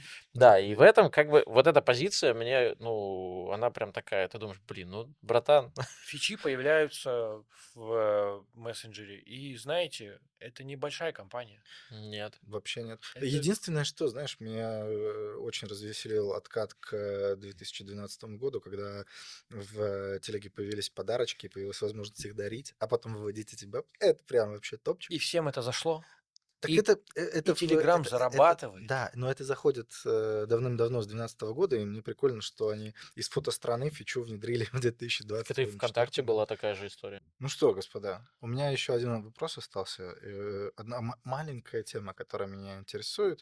Ты про все, что рассказывал, ты всегда упирался в команду ревьюшников. То есть либо поддержка, либо саппорт, уже когда что-то произошло. Но в любом случае команда Apple Review работает над тем, чтобы принимать приложения. И меня интересует именно банковские российские приложения, как они их пропускают. Ну, типа, камон, достаточно просто понять, что это приложение банковское, но они их пропускают совершенно М, спокойно. Что происходит? Как это Не происходит? хочу, так скажем, палить процессы банковских приложений, Давай не будем. если, это не совсем легально, скажем так. Ну, понятно. И мы знаем, почему так банковские приложения делают. Еще раз как бы повторю, что сделают Рустор, и и банки перестанут заниматься этой ерундой. Им это тоже 100%. неинтересно. Но Никому. а, обрати внимание, как адаптировались компании к этому, потому что когда банк выпускает свое приложение в App Store, Мгм. они делают супер крутую рекламу через блогеров, СМИ и везде. Через тележку просто. Через Ау. тележку просто вылетает массово количество Да. сообщений, типа быстрее качайте, еще у тебя в СМС-очки. старом банковском приложении появляется у тебя сообщение, окно, что быстрее качай, тебе еще смс-очки летят, и максимально трафик летит, Наша максимально смекалочка. просто. Наша И смекалочка. да, это круто, это классно, это не победить, сразу говорю. Это вот, извините, вы там в Америке сидите в iMessage, а мы Вы что тут там? В своей в Америке решили своих русских приложениях у победить? нас есть свой мессенджер, мы там еще сейчас запустим рекламу, вы вообще ничего не узнаете никогда. Конечно. Значит, поэтому давай не говорить, наверное, про эту историю, а говорить про то, что App Review команда не занимается блокировками, Мгм. но занимается модерацией. И делает это очень тщательно, с каждым разом все больше и тщательней. Да, есть история автотестов, то есть Мгм. есть некий процесс, в котором приложение попадает в ревью первое. Мгм. Вот ее первое свежее ревью. Ее могут отсмотреть люди, провести по ней автотесты, и оно выходит в стор. И далее последующие все обновления будут проходить, скорее всего, через автотест. Если функционал приложения и его интерфейс никак не менялся, Мгм. Мгм. то автотест будет быстро проводить ревью приложения, и оно будет выходить в стор. Ну, то есть человеческий здесь ресурс будет кратно уменьшен. Команда App Review в 2008 году, когда вышел App Store, Мгм. он только зарелизился Стивом Джобсом, состояла около 4 человек. Это было очень много, и представляете, сколько ввалилось на них всяких возможностей приложений. Помните, какие были первые приложения? Первое приложение для iPhone в App Store было напитки, типа разные спиртовые, не спиртовые, да, типа а-ля ты пьешь напиток, так iPhone поднимаешь, и он так течет, течет, и типа Ну да, да. стакан опускает. Это были первые. А было приложение Меч там был цветовой, я помню. бриллианта красного, такого Мгм. красного, не бриллианта, а рубина. Мгм. И приложение стоило $1000 в App Store, и типа ничего не делало. Просто у тебя появлялся бриллиант, и ты мог показывать всем Я помню, приложение. я говорю, я помню световой меч. Это был вообще турбо-пушка, где... Да, Это, световой меч был, да. да, и я-то как фанат Звездных И войн там же ты точно вводишь, прям, и там... да. Да, Вот это вот было. вот. И буквально в этом году я познакомился с человеком по имени Филипп Шумейкер. Шумейкер. Мгм. Он один из создателей процессов App Review. Он их придумал. Его нанял Стив Джобс в 2009 году, год спустя после релиза App Store, и Мгм. сказал, мне нужно, чтобы получить некую систему безопасную, да, помним с вами про то, Мгм. что Apple имеет важные ограничения в безопасности, Мгм. Они как Volvo. для проведения модерации, да. Мгм. Они как Volvo в области технологий, да, и инженерии мобильных устройств. Я хочу, чтобы модерация проходила как-то более прозрачно, тщательно. И вот мы познакомились с Филиппом в LinkedIn. Мгм. Я написал ему просто благодарность за то, что он написал статью об App Store. У него есть статья такая интересная. Я ее случайно нашел в интернете, прочитал и связался с ним. Мгм. А он мне говорит, так, а я эту статью, я ему сказал, вы так написали эту статью, как будто бы вы были там внутри, как будто вы знаете все. А Он ты говорит, не так, знал, а я, что это а такое? я не знал, да. Ага. Он говорит, так, а я же создал App Store, я же на Джобса работал с 2009 по Очень такой. 2019 год. И я такой, ё-моё, это же, или даже там, ну, Это, 2000, Это же тот... это уже легенда. Да. это же легендарный человек, он придумал ревью. Мгм. Я тут недавно попытался посмотреть, когда он пришел, и у меня интересно совпала еще история. Филипп нанимал людей для Мгм. App Review команды, Неплохо. и он нанял одного русскоязычного парня, который до сих пор работает лидом в App Review. С которым Я ты не общался. буду называть его, но я ему очень благодарен за Мгм. то, что он помогает российским разработчикам, общаясь с ними на тему ревью приложений. Мгм. Ты с ним общался, да? Я с ним общался Мгм. неоднократно, у него очень правильные корпоративные ценности компании, он соблюдает конфиденциальность, Мгм. я взаимно соблюдаю его конфиденциальность, Ну, это справедливо. но он вот прям очень... его задача, знаешь, как он сказал, я помогаю тем, кто не может по-английски говорить, Мгм. я по-русски готов поговорить. Но он, конечно, больше уже с английским акцентом, уже по-русски он уже говорит уже с акцентом, но он парень, который мигрировал из России, у нас даже с ним есть общий друг. Так сложилось, что что мой хороший приятель, это Мгм. его бывший одноклассник. Они проучились вместе в школе до самого 11 класса. И я еще спрашивал, он сказал, да он улетел, говорит, сразу после выпуска из школы и в Америке живет. Слушай, прикольно, что есть знакомые, друзья друзей и так далее. И Фил нанимал этого русского парня. Какой итог вашей беседы? Ну, типа, о чем вы с Филом Ты разговаривали? знаешь, мы общались с Филиппом по поводу того, что как происходят сейчас процессы в компании, что Мгм. случилось. И вот он мне сказал, что его Стив Джобс нанял с такой мыслью. Он ему сказал, Филипп, я хочу сделать App Store и ревью команду такую, Мгм. чтобы мы сейчас ставим жесткие условия, но с каждым годом мы должны смягчать условия для разработчиков, чтобы, так как их будет становиться гораздо больше с каждым годом, и куча Мгм. стран и разработчиков будут со всего мира пытаться выложить приложение в App Store, нам нужно сделать так, чтобы им стало свободнее и легче с каждым годом это делать. То есть Джобс хотел не усиливать вот эти жесткие меры, которые сейчас Мгм. происходят, когда тебя блокируют и оставляют без возможности ответить на какие-то Мгм. вопросы, А создать а естественный рынок. создать естественный рынок, в котором будет соблюдаться безопасность экосистемы Apple, но при этом разработчики смогут чувствовать себя комфортно в коммуникации с Apple. Это будет человечная А коммуникация. есть такое, что Джобс был визионером, который смотрел в будущее и привносил технологии, инновации, а при Тим Куке Apple превратилась в маркетинговую, в первую очередь, Ну вот компанию. получилось так именно то, что Филипп застал как раз Мгм. уход Стива Джобса и приход Тима Кука. И вот буквально он проработал пару лет там с Тим Куком и уволился, потому что он сказал, что я понял, что то, чего хотел Стив Джобс, и то, чего я хотел, то, Мгм. что от меня требовалось для создания ревью вот этого команды и Мгм. ее ведения, оно все встало и уже никому было не нужно. То есть пришел Тим Кук, они такие, ну, мы все оставим как есть. Так может в И этом и все. причина, почему сейчас весь топ-менеджмент уходит и меняется в Apple, потому что то, на что они приходили, и те идеи и те устремления, которыми они руководствовались, начиная работать в Apple, стали либо на паузу, либо стали никому не нужны со сменой руководства и со сменой управленческой парадигмы. Может быть, в этом причина? Как ты Может думаешь? быть и в этом. Филипп сейчас, кстати, я хотел, да, сказать, Мгм. это важно, потому что мы с ним договорились, что я про него обязательно упомяну в подкасте. Мгм.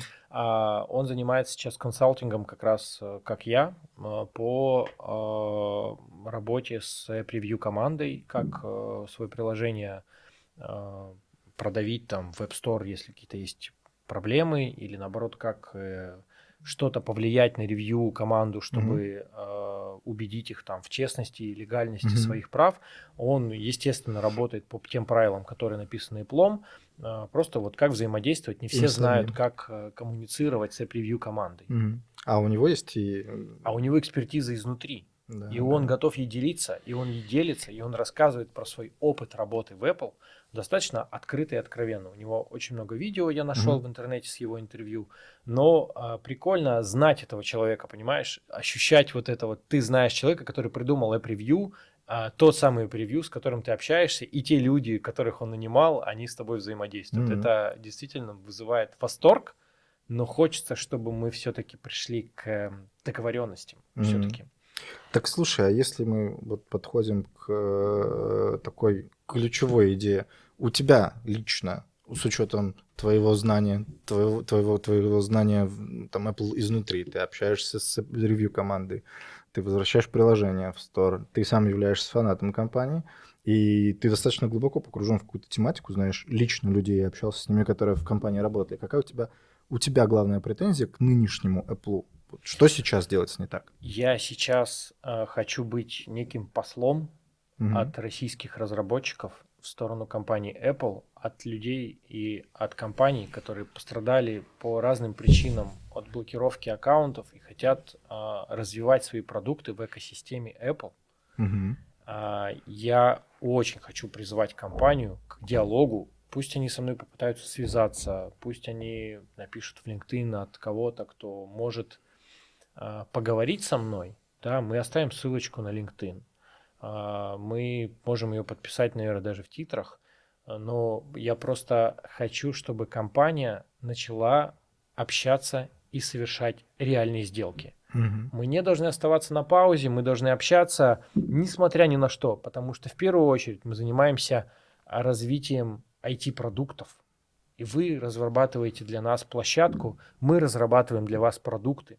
Мы разрабатываем продукты для России, для всего мира. Это не важно. У нас много талантливых людей, и они сейчас чувствуют себя очень некомфортно, когда знают о том, Ограничено. что и ограничено, Да. И я знаю ребят-разработчиков, которые чувствуют себя очень некомфортно, что им приходится работать в неких каких-то обходных путях, когда все хотят работать прозрачно. И при этом все компании готовы соблюдать правила площадки App Store Мгм. и вести это все на прозрачных условиях. Компании предоставляют документы, соответствуют требованиям, которые Apple просит. Пожалуйста, все класс. Научитесь с нами общаться, заключать сделки, приводите нас к результату, где все будут довольны. У меня есть мысль, которой я хотел бы поделиться, что много всяких звучало причин, типа, а в чем дело вот в этом, или в этом, или в этом, да, каких-то вот... а, Один сильно мной уважаемый человек сказал такую фразу, говорит, если ты не можешь понять, в чем причина, то причина во всем. Типа, и это, и Здесь, да, это, много и разных это. причин, но я сейчас не вижу проблемы. Вот последние вот эти минуты нашего подкаста Мгм, я реально посвящаю тому, чтобы уважаемая компания Apple мгм. услышала одного человека, который стоит горой за своих клиентов, готов предоставить все контакты, возможности. Эти люди ждут вашего ответа, эти люди хотят с вами взаимодействовать, работать. И я готов стать тем связующим лицом, которое поможет легально, прозрачно, без всяких политических ограничений, без всяких сложных требований, достаточно на открытых коммерческих условиях, Мгм. где бизнесы договариваются между собой, где корпорации договариваются с собой, привести к результату, к нормальному, к хорошему и успешному. Я призываю компанию связаться, потому что это очень важно. Здесь я уже перепробовал, я знаю кучу людей, я общался с кучей, множеством сотрудников Apple и даже с топ-менеджментом. И кажется, у меня уже закончились все контакты, которые можно. Я уже вижу единственным способом это подкаст, вот этот, да, видео. Мгм. И там последний способ, я позвоню Тим Куку на его личный номер и скажу, что за дела, Мгм. господин Кук. Я повторю твоему призыву, если среди зрителей нашего подкаста есть люди, которые вели подобные переговоры, которые знают, с кем подобные переговоры в компании Apple нужно вести и добивались какого-то успеха, если вы нам можете чем-то помочь, свяжитесь, пожалуйста, с Никитой. Никите это будет полезно, как и большинству российских компаний. Хочется каких-то сделок, как говорит один небезызвестный текущий лидер Да, страны, в которой работает Apple. Спасибо, Никита. спасибо Да, вам. было очень приятно. Да. Спасибо, Кайф. было круто.